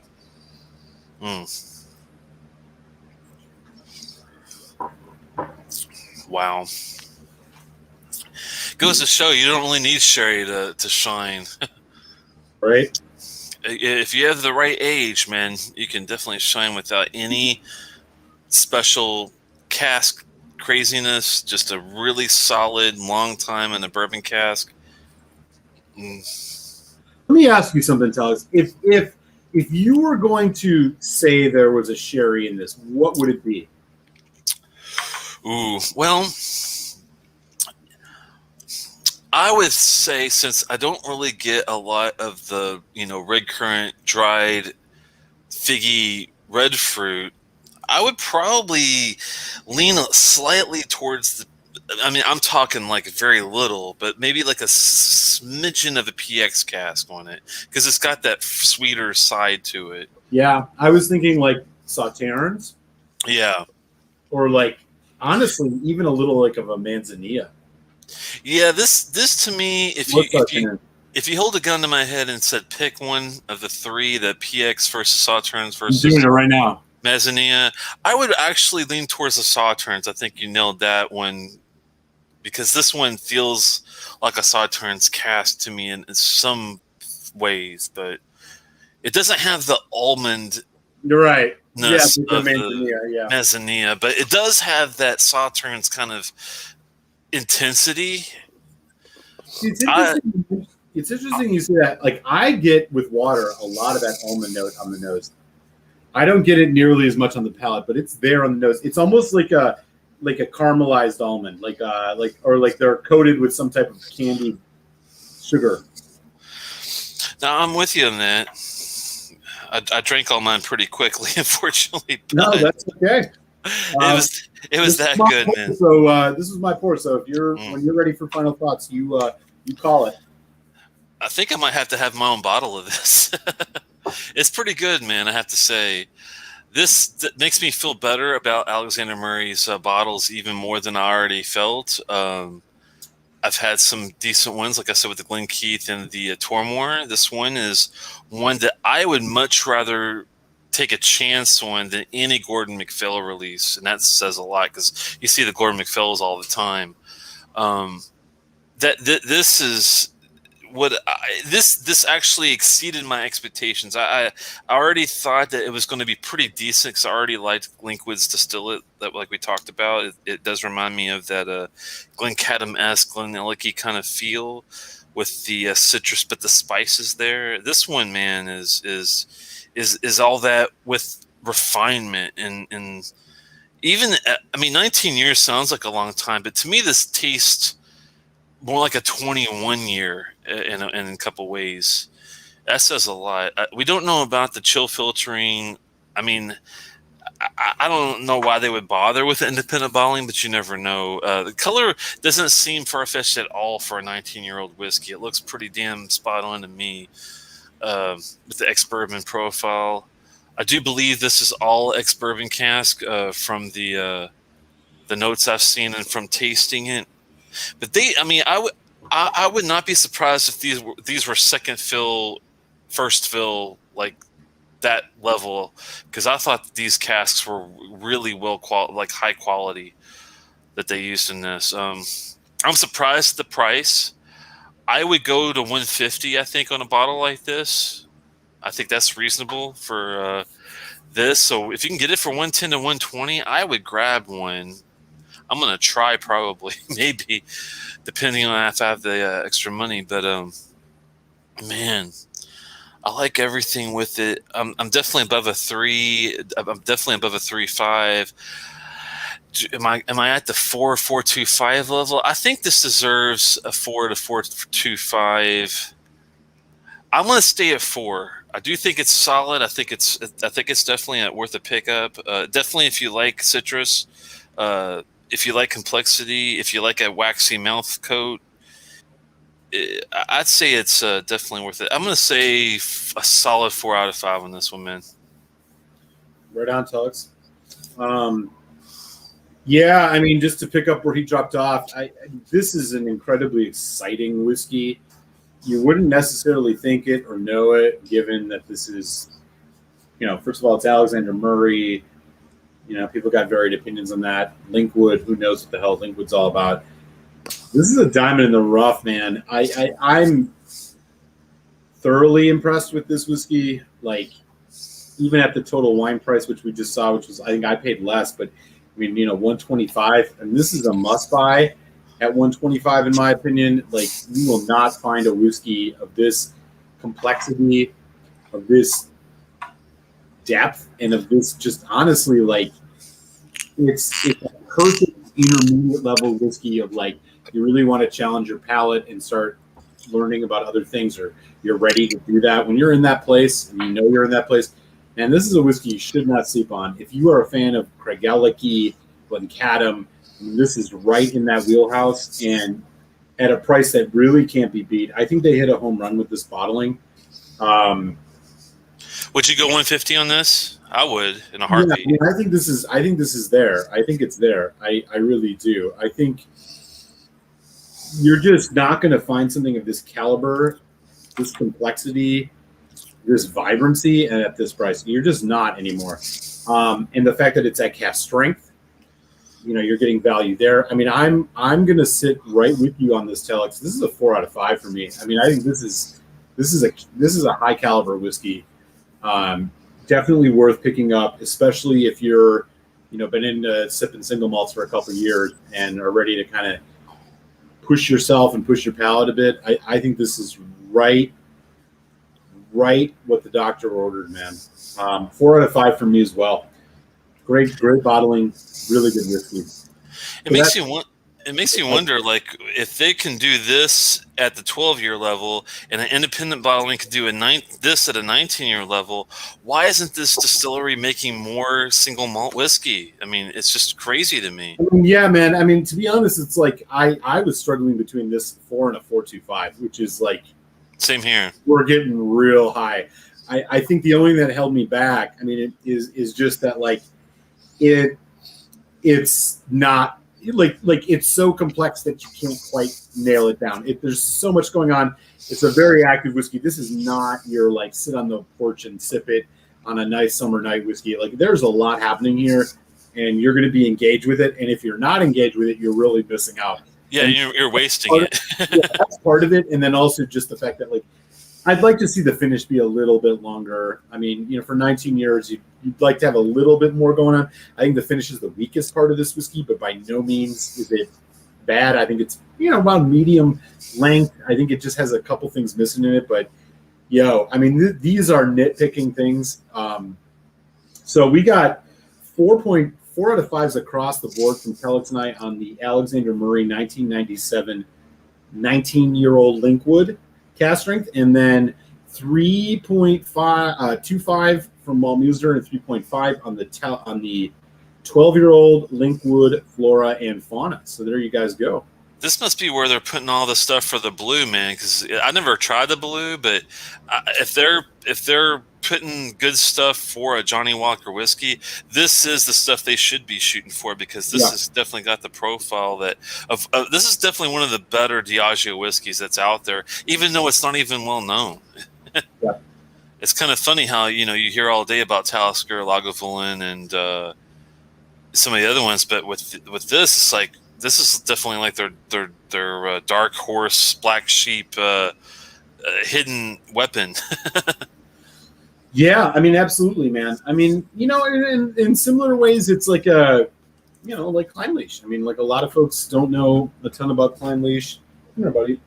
I don't know Telex, and by the way, I'm not sure if you've been on live since the last time, but this is my good friend. This is Winston the Whiskey Cat. Winston the Whiskey Cat. That's awesome. Winston the Whiskey Cat. He just decided to come in and say hi finally. That's hilarious. He's a Russian blue long hair mix, and definitely loves sleeping around the whiskey bottles back here, and so he decided to come in and say hi. So he's my favorite color. It's gray, right? Yeah, he's like steely gray, man. He's wonderful. He's been a good friend. I've had him just about 2 weeks, so probably after our last show, I picked him up, and he's been hanging out. So he the 2 paws up for the Linkwood. Congratulations on that. I haven't had a cat in a while. I do like them if they're declawed, at least. Oh God, yeah. Well, he's not declawed, but No, I'm allergic to them, so I have to be careful. I am too, but luckily I'm not too bad with him. So he's got thank goodness. the flukiest tail in the world. So he's excited. He wanted to know what's going on, and here we are. So you're gonna see him walking about apparently. Oh, it's okay. Yeah, he's gonna make himself known. Don't trigger his allergies, Winston. Oh, he's fine. Donner's thinking that Diageo values their deals for better blends, so they're not interested. Well, I mean, that's the thing. Just to me, though, just because it does well in a blend, if it does well on its own, why not showcase that and sell it both ways? What's up there, buddy? I don't know what he's doing. I'm trying to get him. He's exploring. Green label is very good price, better than the blue label. No, I'm not discounting that. I'm sure it is, because I know the green is one of the well-regarded ones that's out there. I think it's a 15-year, right? The green label. Yeah, no, it's I think probably the best Johnny Walker. Cohen likes the Mortlach any bottles over Linkwood, but I don't know, man. Some of those Mortlachs are really meaty, earthy, even the independent ones, but I don't know. Can't comment much on Mortlach. I mean, I've not had enough of their stuff to really have a strong opinion, but what I've heard is that their indie bottles are much better than their distillery bottles, which would make sense because I had the 12, the Wee Witchy, which I was not that impressed with. There's a Gordon McPhail 32 Linkwood at stores in UK. Looks very nice. That might be one I would try, but from one of the other ones that like the younger Gordon McPhails, I just heard they weren't like the 15 and 18, that they were not all that great. But I never had them. I can't say that one way or another. I definitely like to try it. I just don't want to be the one that has to buy it to try it. But I would love to try a 32-year-old Linkwood as well. I mean, I'm thoroughly impressed with this 19. Definitely. And I'm glad you enjoyed it too, Telex. You and I are getting close to ready to get us another sample swap soon, and so I might throw another one of these in there for you, man. Oh, that'd be cool. We got to sort out. I've got to get a couple things together, and let's talk about the next swap soon on this. And yeah, definitely. The on this with I saw the Cadence Heads ones. I might be more inclined to try. Stephen? Do you like the Gordon McPhail ones better than the Cadence Heads Linkwoods? I'm just curious on that. But yeah, we'll have two very different than the 43%ers. This one's a Cask Strength and first fill sherry. That does sound a hell of a lot better, so that'll work. I'll definitely have to give that a check on that one. Let me pull up the old sheet here. Yeah, we've got the Speyburn coming up next. That should be an interesting show too. Yeah. Do you want to let folks know what we got coming? Yeah, well, I'll give you guys a preview. What's coming down the road. We got I picked up first I picked up the 25-year Speyburn because I found it at a pretty good price for a 25-year, and I thought I had the Speyburn 15 before. These are this is by Tybev, the same guys that run Ball Blair, Enoch, and what's the other one? Ball Blair, Enoch. Say again? Old Pulteney? And Old Pulteney, exactly. They also have Speyburn. That's their fourth distillery. And I picked up the 15 a long time ago. It was my only Speyburn I ever had. And I thought it was actually pretty good. I thought it was one of those like under the radar drams. And then I saw the 25 for a pretty good price, picked that up. And then I thought, well, hell, let's also compare that with the basic 10 that you see for like $30. It's a very reasonably priced 10-year single malt. So that'll be the next show we'd take a look at. They will be going to Tybev's Old Pulteney on the new series, the new 15 and the new 18. We'll be looking at after that as well. Yeah, the Old Pulteneys, and then we're going to close out July with Paul John, or with two Indian whiskeys, right? We're going to do the Amrut Atama and the Paul John Christmas Edition 2020, which should be a lot of fun, man. That should be a lot of fun. And we got to call Mr. Connor on that show with the Atama because he was going to also join us, I think, on that one and talk a little bit about that one he had. Great. Yeah, that'll be great. Please put that in the notes when you get a chance on that sheet. I don't have the live one up. I'm looking at my. Oh yeah, sure, we'll do. Because we have it on the on 928 again with the on that one. You've got it paired up with the Amrut Bagaria. I'm not sure how to say that. Oh yeah. Oh no, we had it marked twice, so we got to actually fix that.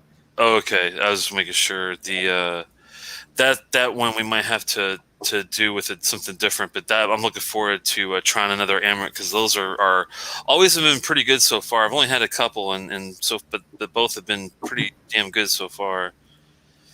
The one thing I picked up, we talked about.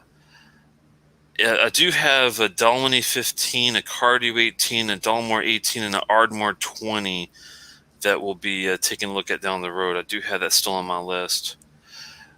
I unfortunately went through the Kleinleash really quickly. I might have to pick up another bottle of that. The Kleinleash 14 didn't last very long. But Right. that one's easily found. It's not that big of a pickup on that one, so I can pick another one of those up. It's kind of always good to have a Kleinleash 14 at hand if you are doing your own blends. Hint, hint, people. So I would definitely pick up one. Always have a Kleinleash 14 on the side if you can, anyway. If you know what I mean. Oh yeah, it's a good idea. I have a nice Kleinleash Indie bottling we should talk about sometime. Oh, that'd be a good pairing. We should. When I pick up another one, I'll throw it on the next shipping thing, and we'll. If you still have that Kleinleash Independent, maybe we could put it together with that or something. Yeah. And we'll also be looking at the Fire and the Ice, which are still out there. If you're lucky enough to do a little homework, Highland Park used to do a Fire and Ice combination before they had the Dark and the Light a few years back, and I have seen them come way down in price. When they first were released, they were around $350 to $300, and now I'm seeing them from like $230 to $250.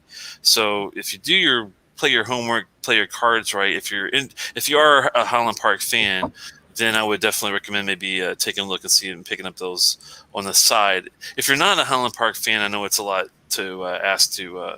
I got a couple indies. Yeah, we'll have to talk whiskey swaps soon because I got a couple things that we should, Highland Park indie bottlings and stuff we should talk about. That sounds good, man. Yeah. I need to get an old Loch Lomond still. It's been on my radar for quite a while. The 21, it's hard to find that one though. The 18 you can find all day for under $100, which is really crazy. But the 21 is a tough one to find on its own. I've noticed for some reason at a good price. Let's see. Cohen's saying that he likes the Spice Tree Compass Box. But yeah, I'm talking about if you're looking for not just a solid by itself great single malt, but you're looking to use for blending. That's when I would definitely always have a bottle of that on the side, because if you want to thicken up a little bit of the Glendronach 12, or you want to thicken up Lagavulin 16 or whatever it may be, it's definitely something I think that helps, especially if you can get like a high ABV version like that. Yeah. The Game of Thrones version is actually pretty good. I wouldn't spend anything crazy money to get it, because even if it's Cask Strength, but the higher ABV does help with blending too if you have that as an option. But that's a whole other thing. That is a whole other thing, but I hear you. So, Telex, I don't know if I told you, but I've had a sighting on an international whiskey website of the Lafroy Carchis 2021 EX Cask Strength, but it was $175. What? That's ouchy. That's ouchy. the price when it shows up here, man. That's all. I did not buy it because I was like, nah, man, that's too much. I'm hoping that we'll still get it at a reasonable price when it shows up here. Let me see if it's showing up nearby real fast, just out of curiosity. I don't think it is, or he would have called me, but let me take a quick look-see. Let's see. They have the 10-year for $45. They've got the Cask Strength for $75. I don't see a new care just yet there, but I hope you're right, man. I hope it's I'm thinking 120 to 130 should be like the top price for that. Better be. They're keeping in, I know Ardbeg has crept their prices up recently on their special releases. Oh yeah, always, man. So I'm sure these guys are right behind them when it comes to the 120, but 130 should be like the max on some of these specialized. I mean, even at Cask Strength, going above 120 to 130 to me is just asking for too much. I agree with you. I guess we'll see how far they want to push it, but have you seen the new Ardbeg? I did. This 8-year-old. Yeah, the special committee only release. I wonder how they're going to pull that. I'll have to ask Tom if he's got a. Man, it's like a Cask Strength 8-year-old or something like that. Yeah, I was wondering if I know they're trying their best to use the committee people to vet if this is worthy of going forward with it, which I appreciate. But at 8-year at Cask Strength, man, that's pretty raw. I'm not sure how that's going to go, but I'm definitely eager to try it out. That's for sure. I mean, if it's better than the Wee Beastie, that'd be great. But I don't know. I gotta actually pour something else here real quick. It's got to be better than Wee Beastie, I hope, man. Because that's an okay whiskey, but that didn't like blow my socks off. Yeah. I'm gonna do a Glenfarclas. This is a 21-year-old Glenfarclas. It's a Whiskey Exchange exclusive, 54.2% 21-year-old. Oh, you're killing me, man. No, hang on. Full disclosure, it's not that great. Oh, but still. I'm going to find out if it's gotten better, but I'll tell you right now, that sounds awesome, and I got it on a really good deal, but it's still not awesome, which is what I always say about every goddamn Glenfarclas I drink, sans the 21, the 15. Dude, you would think a Cask Strength 21-year-old Glenfarclas, this has got to be killer. It's not killer. Is it too much sulfur? Is it the lack of something? What is it? It's light and lacking, man. It's just, dude, it's a Cask Strength 21. This should be Abuna on steroids. And you know what it is? It's shit. It's shit. Wow, man, that's hard. It's a Macallan 12 Sherry Oak with a little more ABV. I'm hoping it's gotten better. I haven't had this in 2 months, so we're gonna look for a little bit now. But I mean, like, look at the color. It's not even inspiring. Like, what? That is surprising for such a. Dude, that's 17 year, 21. 21 years. Cask Strength 54.2%. Does it say if it's like third, fourth fill sherry? It's probably ninth fill sherry. Here's the thing, this is look. I really respect Glenfarclas, the family-owned thing. They fire still have it. Yeah, exactly. He's totally right. The bottom line here, and so I have not bought a Glenfarclas other than the 15. I haven't bought a Glenfarclas in years. I had the 25 when I first started getting Scotch because it was a cheap 25-year-old. That's a crap whiskey. I was thinking to myself, you know what? A 21-year-old Cask Strength, fancy pants bottling. This has got to be great, right? Here we go. Oh, man. I mean, it's fine.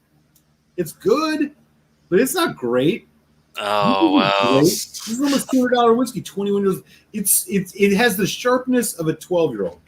Let me ask you this: have you ever had the Glenfarclas? This sucks, man. I'm just gonna say they don't make good whiskey. Let's just be honest. They don't. Have you ever had the Glenfarclas number 105 Cask Strength whiskey? Yeah, and that's also just like. Is it meh? Oh, okay. I never tried that one. It's hot, dude. Look, you know how much I love Aberlour, which is to say, hardly at all. Right. Aberlour Abuna is maybe $10 more than a 105 Farkless in the United States, and it's 25 times better. Yeah. It's just, and Tamdu Cask Strength is both cheaper than both of them and better than both. And better. This is so disappointing. I was like, I'm going to roll the dice one more time on a Glenfarclas. Yeah, exactly, man. It's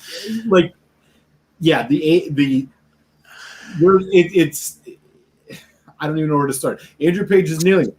Come on, 43%. Okay, that sucks. But maybe it's okay. But, like, come on, man. Have you ever had a Glengoyne 25? You want to compare that to a Glenfarclas? The Glenfarclas 25 is such a – dude, it's not even worth the $140 they charge for it. Yeah. It's a 25-year-old whiskey. I don't understand their deal. They use crap casks. That's their angle. And all the really good stuff is way too expensive. But, like, come on, man. I was like, this is the last time. I'm going to buy a 21-year-old. This is Whiskey Exchange, exclusive. It was on sale. It's 54.2% ABV. How can That's just surprising. That could be good, yeah. It's not here nor there, man. Yeah, the 25 is – and that's the thing. It's like with Glenfarclas, to me, they're definitely priced – I mean, they're priced well, but that's like the only thing that they got really going for them is like they have one of the cheapest 25-year-olds that you can get still today for like 240, 230. I can't remember the price on it, but yeah, I mean, once you get to the 43% ABV and the sheer amount of sulfur involved, it does get a little. Yeah, there's no sulfur in this. It's just boring. It's just boring. Wow. Like, you would be depressed drinking this. You would just be like, man, come on. 21 years old, even at Cask Strength, I thought maybe the 25, it's the 43%. Dude, this is 12% more, and it's shit. This brings up a good question for everybody. What, other than the Glenfarclas 25, what is the second most kind of depressing 20-plus whiskey that you can remember picking up? I'm trying to go. Oh, man. I'm going to go by some notes here and see if I can find something in that I've previously had. Think about it for a second, guys, and let me pull up my major list and tell you what I think is probably one of the most let down ones. Ooh, I know one that you're going to agree with me on. I'll save that one, though. Let me see if I can find another one. I mean, that one for sure. I can tell you right off the bat, Auchentoshan 21. Yeah. But then again, there is no Auchentoshan, I think. I think after I had the 21 and was like, what the hell? I don't think there is an Auchentoshan that's worth drinking. I'm just going to say. The 3-wood is the only one that I would give you and think to myself that you might actually dig it somewhat. But the 3-wood is the only Auchentoshan whiskey that I would ever even think about giving you. You sent me that sample. I was holding out hope. You solidified it. I just think Auchentoshan is a distillery. It's a soulless distillery. Like, they really need to check themselves and get back to their roots, because whatever they're peddling, it may make them money, but it's an embarrassing product, in my opinion. The ones that come up to mind that were like kind of shockers that they were not up to snuff. The first one to me was the Abelauer 18. I just was like, wow. Yeah, I've never had the 18, but I had the 16, and I was like, my God, if I wanted a bottle of rosé, I would have just bought rosé. Yeah. That was embarrassingly bad. Yeah. Another one that was kind of like, oh gosh, this is a little not up to snuff is the Cardew 18. Now, that was kind of. I've not had that one. It's not bad. It's not a bad whiskey. It's just not what you would feel would be an 18-year whiskey, if you know what I mean, kind of thing. Yeah. I like the Kalila 18 a hell of a lot better. Andrew Page just mentioned the 21 Glengoyne. I actually felt a little bit similar about that. Yeah, I can imagine that, because the Glengoynes are a tough one. They're just so thin. Okay, but it's just like, I don't know. But other than that, the Jura was a bit kind of surprising to me, because I'll be honest with you, the first time I tasted and smelt that, I was like, this is an instant 0.5-star drain pour. And ironically, after you and I actually sat down and I was like, this is actually a 3.5 to 4 maybe max star whiskey. It got a lot better, but man, it had the most weird thick cinnamon thing going on that I've ever had out of a whiskey. It wasn't like that nice bright red hot cinnamon or the fresh stick cinnamon. It was like thick old musky cinnamon. It was really bizarre. Look, dude, Jura. Yeah. I don't know what's up with Jura, man. I'll be honest with you. That Loch Lomond Inchmurrin 18 I had, it's the only 18-year-old Loch Lomond I had. It's okay, but it was definitely, even at 48%, I think it runs at 48. Yeah, but the Loch Lomond 18 is like $5. True. I think it's okay. It's like a $80, $70 bottle. I think it's okay.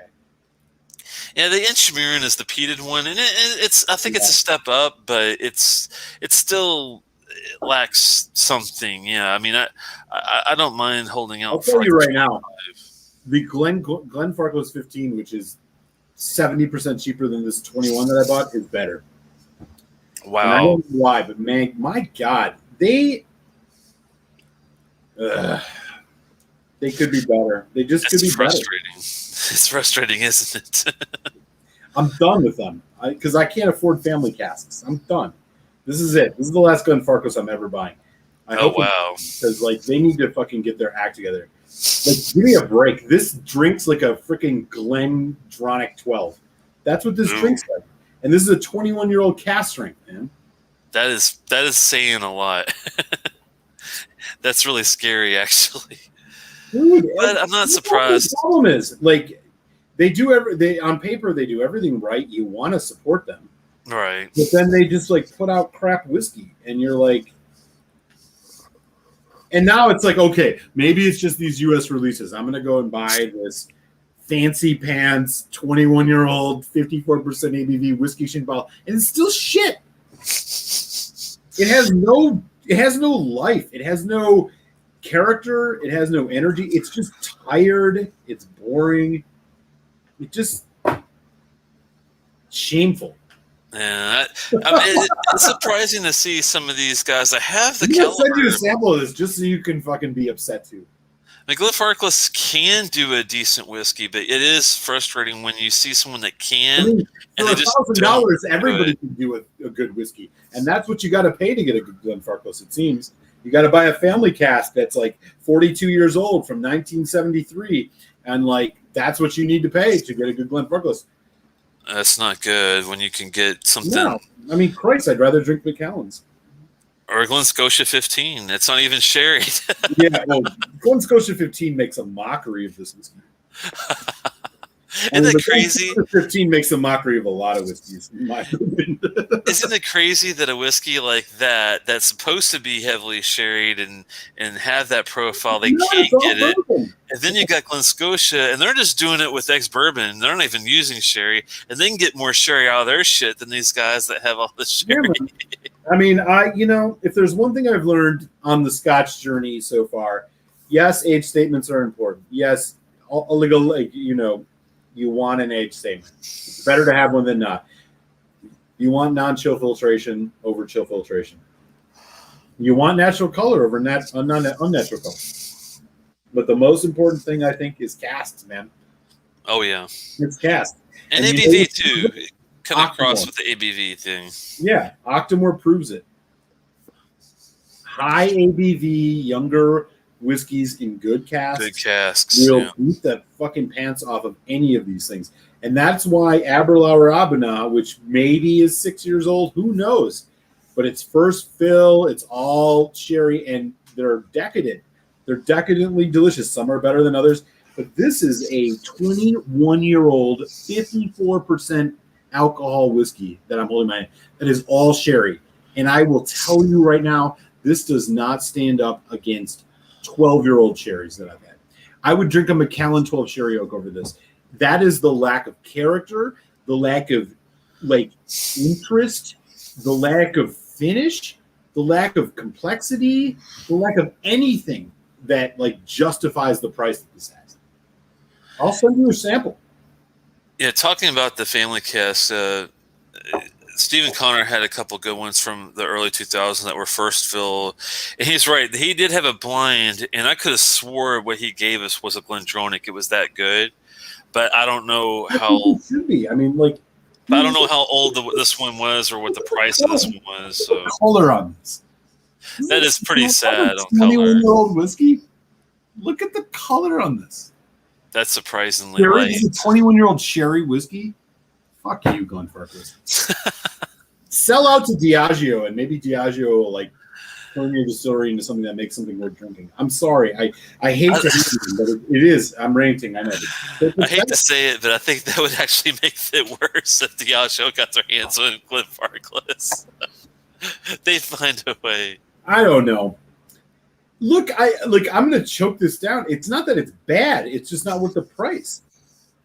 I'm going to say this. You're going to be so disappointed, Telex. I guarantee you. And I'll probably mislabel it just to try to trick you. I'll tell you this is a Glendronach Parliament. And you're going to be wow, Parliament really sucks these days. And I'm like, yeah, it's not a Parliament.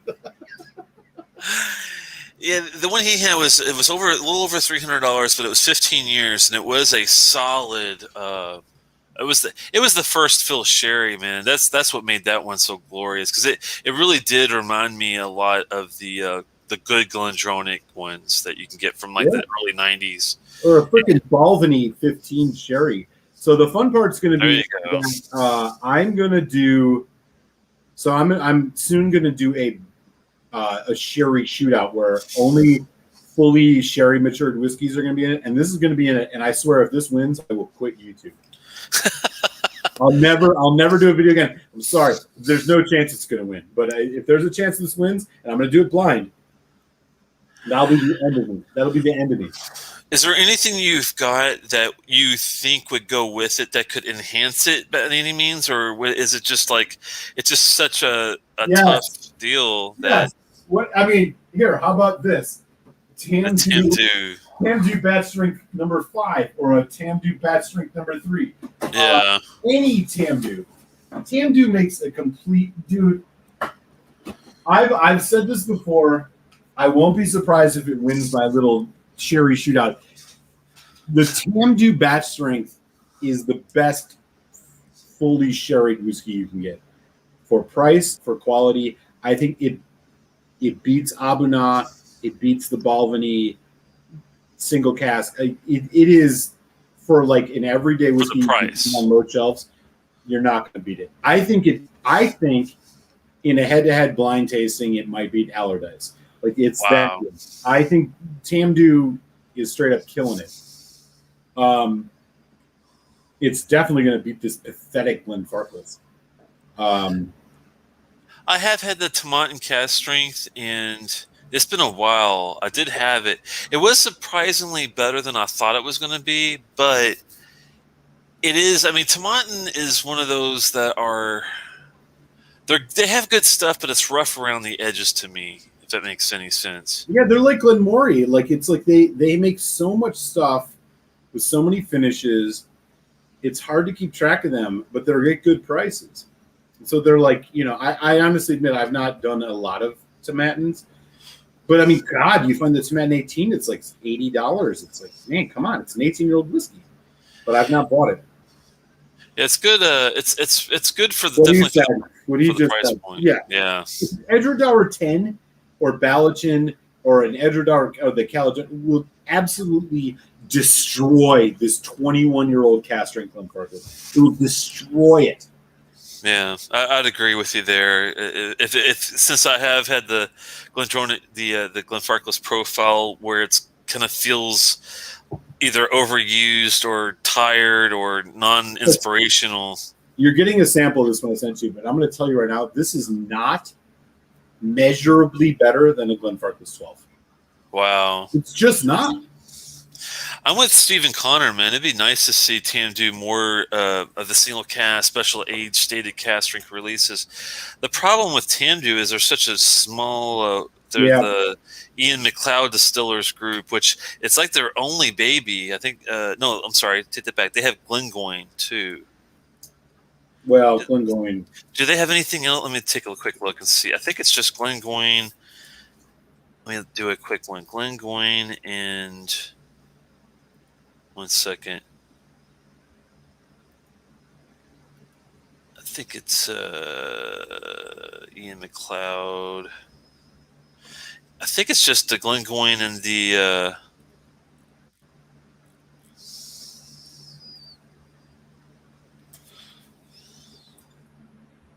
that right? Just the Glengoyne and the.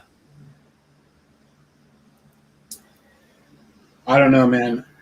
Yeah, I think it's just those two. Glengoyne is not one of my favorite. They don't do single casks that often, do they, Glengoyne? Not that I'm aware of. I know they had the teapot dram release and the cast, like the single cask strength. They don't really do a whole lot of age stated cask strength releases or anything like that. I like to see both of those guys do more than that.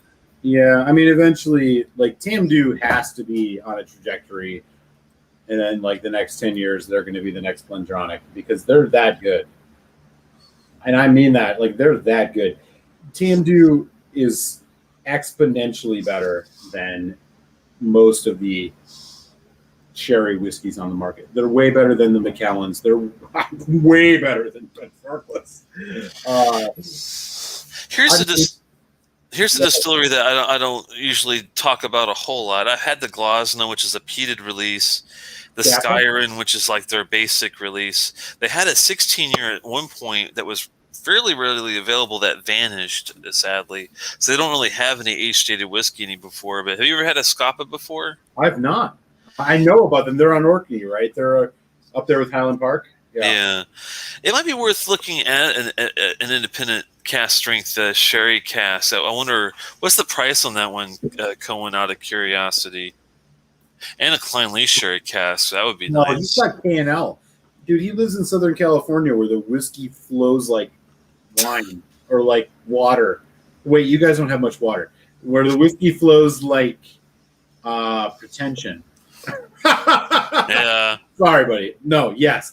He lives in Southern California where there's amazing whiskey shops at great prices. Lucky bastards. I wish I had K&L. I mean, I have a Binny's here, and Binny's is great, but yeah, K&L is.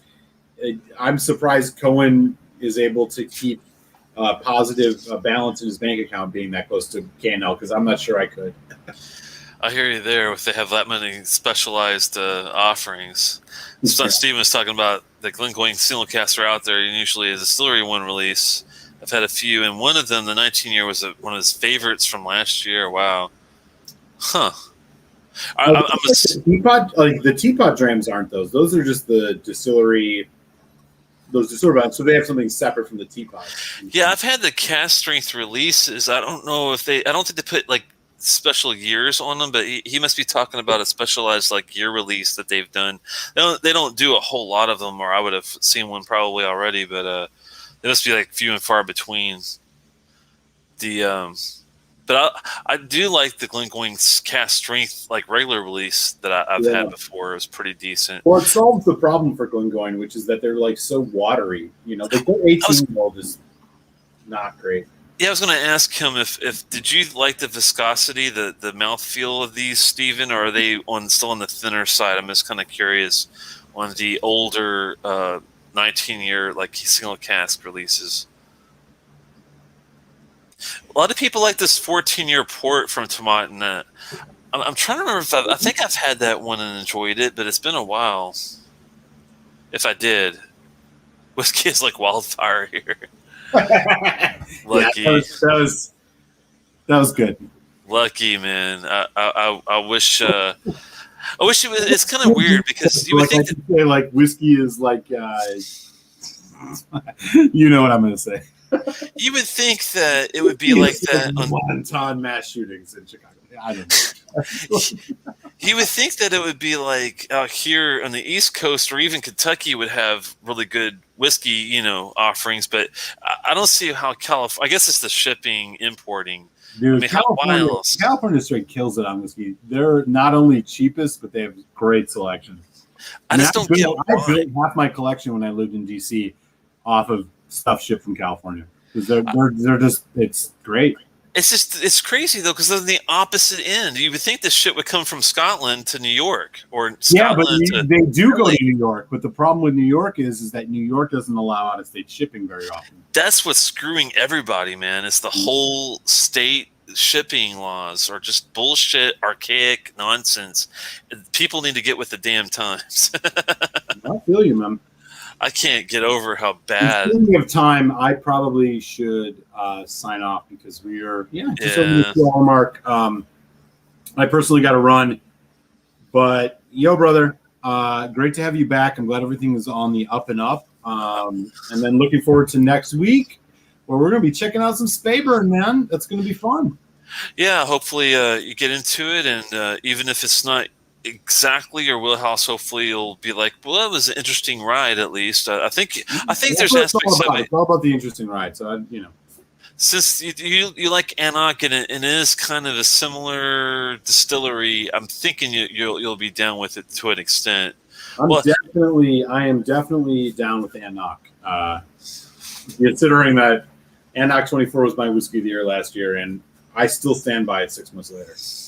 I can't wait to see what you think of the 25 and the 10. Because dude, I'm excited, man. It's going to be good. I hope everybody can tune into that next week. If you haven't yet, take a sec, smash that thumbs up, man. Show some love to Telex's channel. We're doing this every week. It's Telex and Malt Show, and then of course, Telex. Do you have any whiskey reviews coming up? I can share with the folks on that on Friday. I have a whiskey review that will drop. It is Ardbeg Scorch Committee release for its Ardbeg Scorch limited edition. You're going to really probably enjoy that, Telex, and I'm sure we will have to have conversations about it because I had some opinions, and it's going to be interesting. Patreons on my channel will get that tomorrow, so it'll be in your inbox. And, yeah, looking forward to next week's show, man. Yeah, same here. It'll be interesting to see what you think because I do have some opinions on both of those, and I'll have to stop by and have a little sippy with you. Yes, definitely, man. Definitely. So until then, I'm glad you're back, man. I'm glad everything is well. It's great to be back on the show, and I'll see you next week. I'll see you next week, guys. I really appreciate y'all stopping by, and it's always fun. And sorry to miss out the last couple of weeks, but I'm definitely back in the scheme of doing the weekly deal. So I'll see you guys next week. A Tasty Tuesday. Oh yeah, peace out, everybody. Sláinte vá, guys.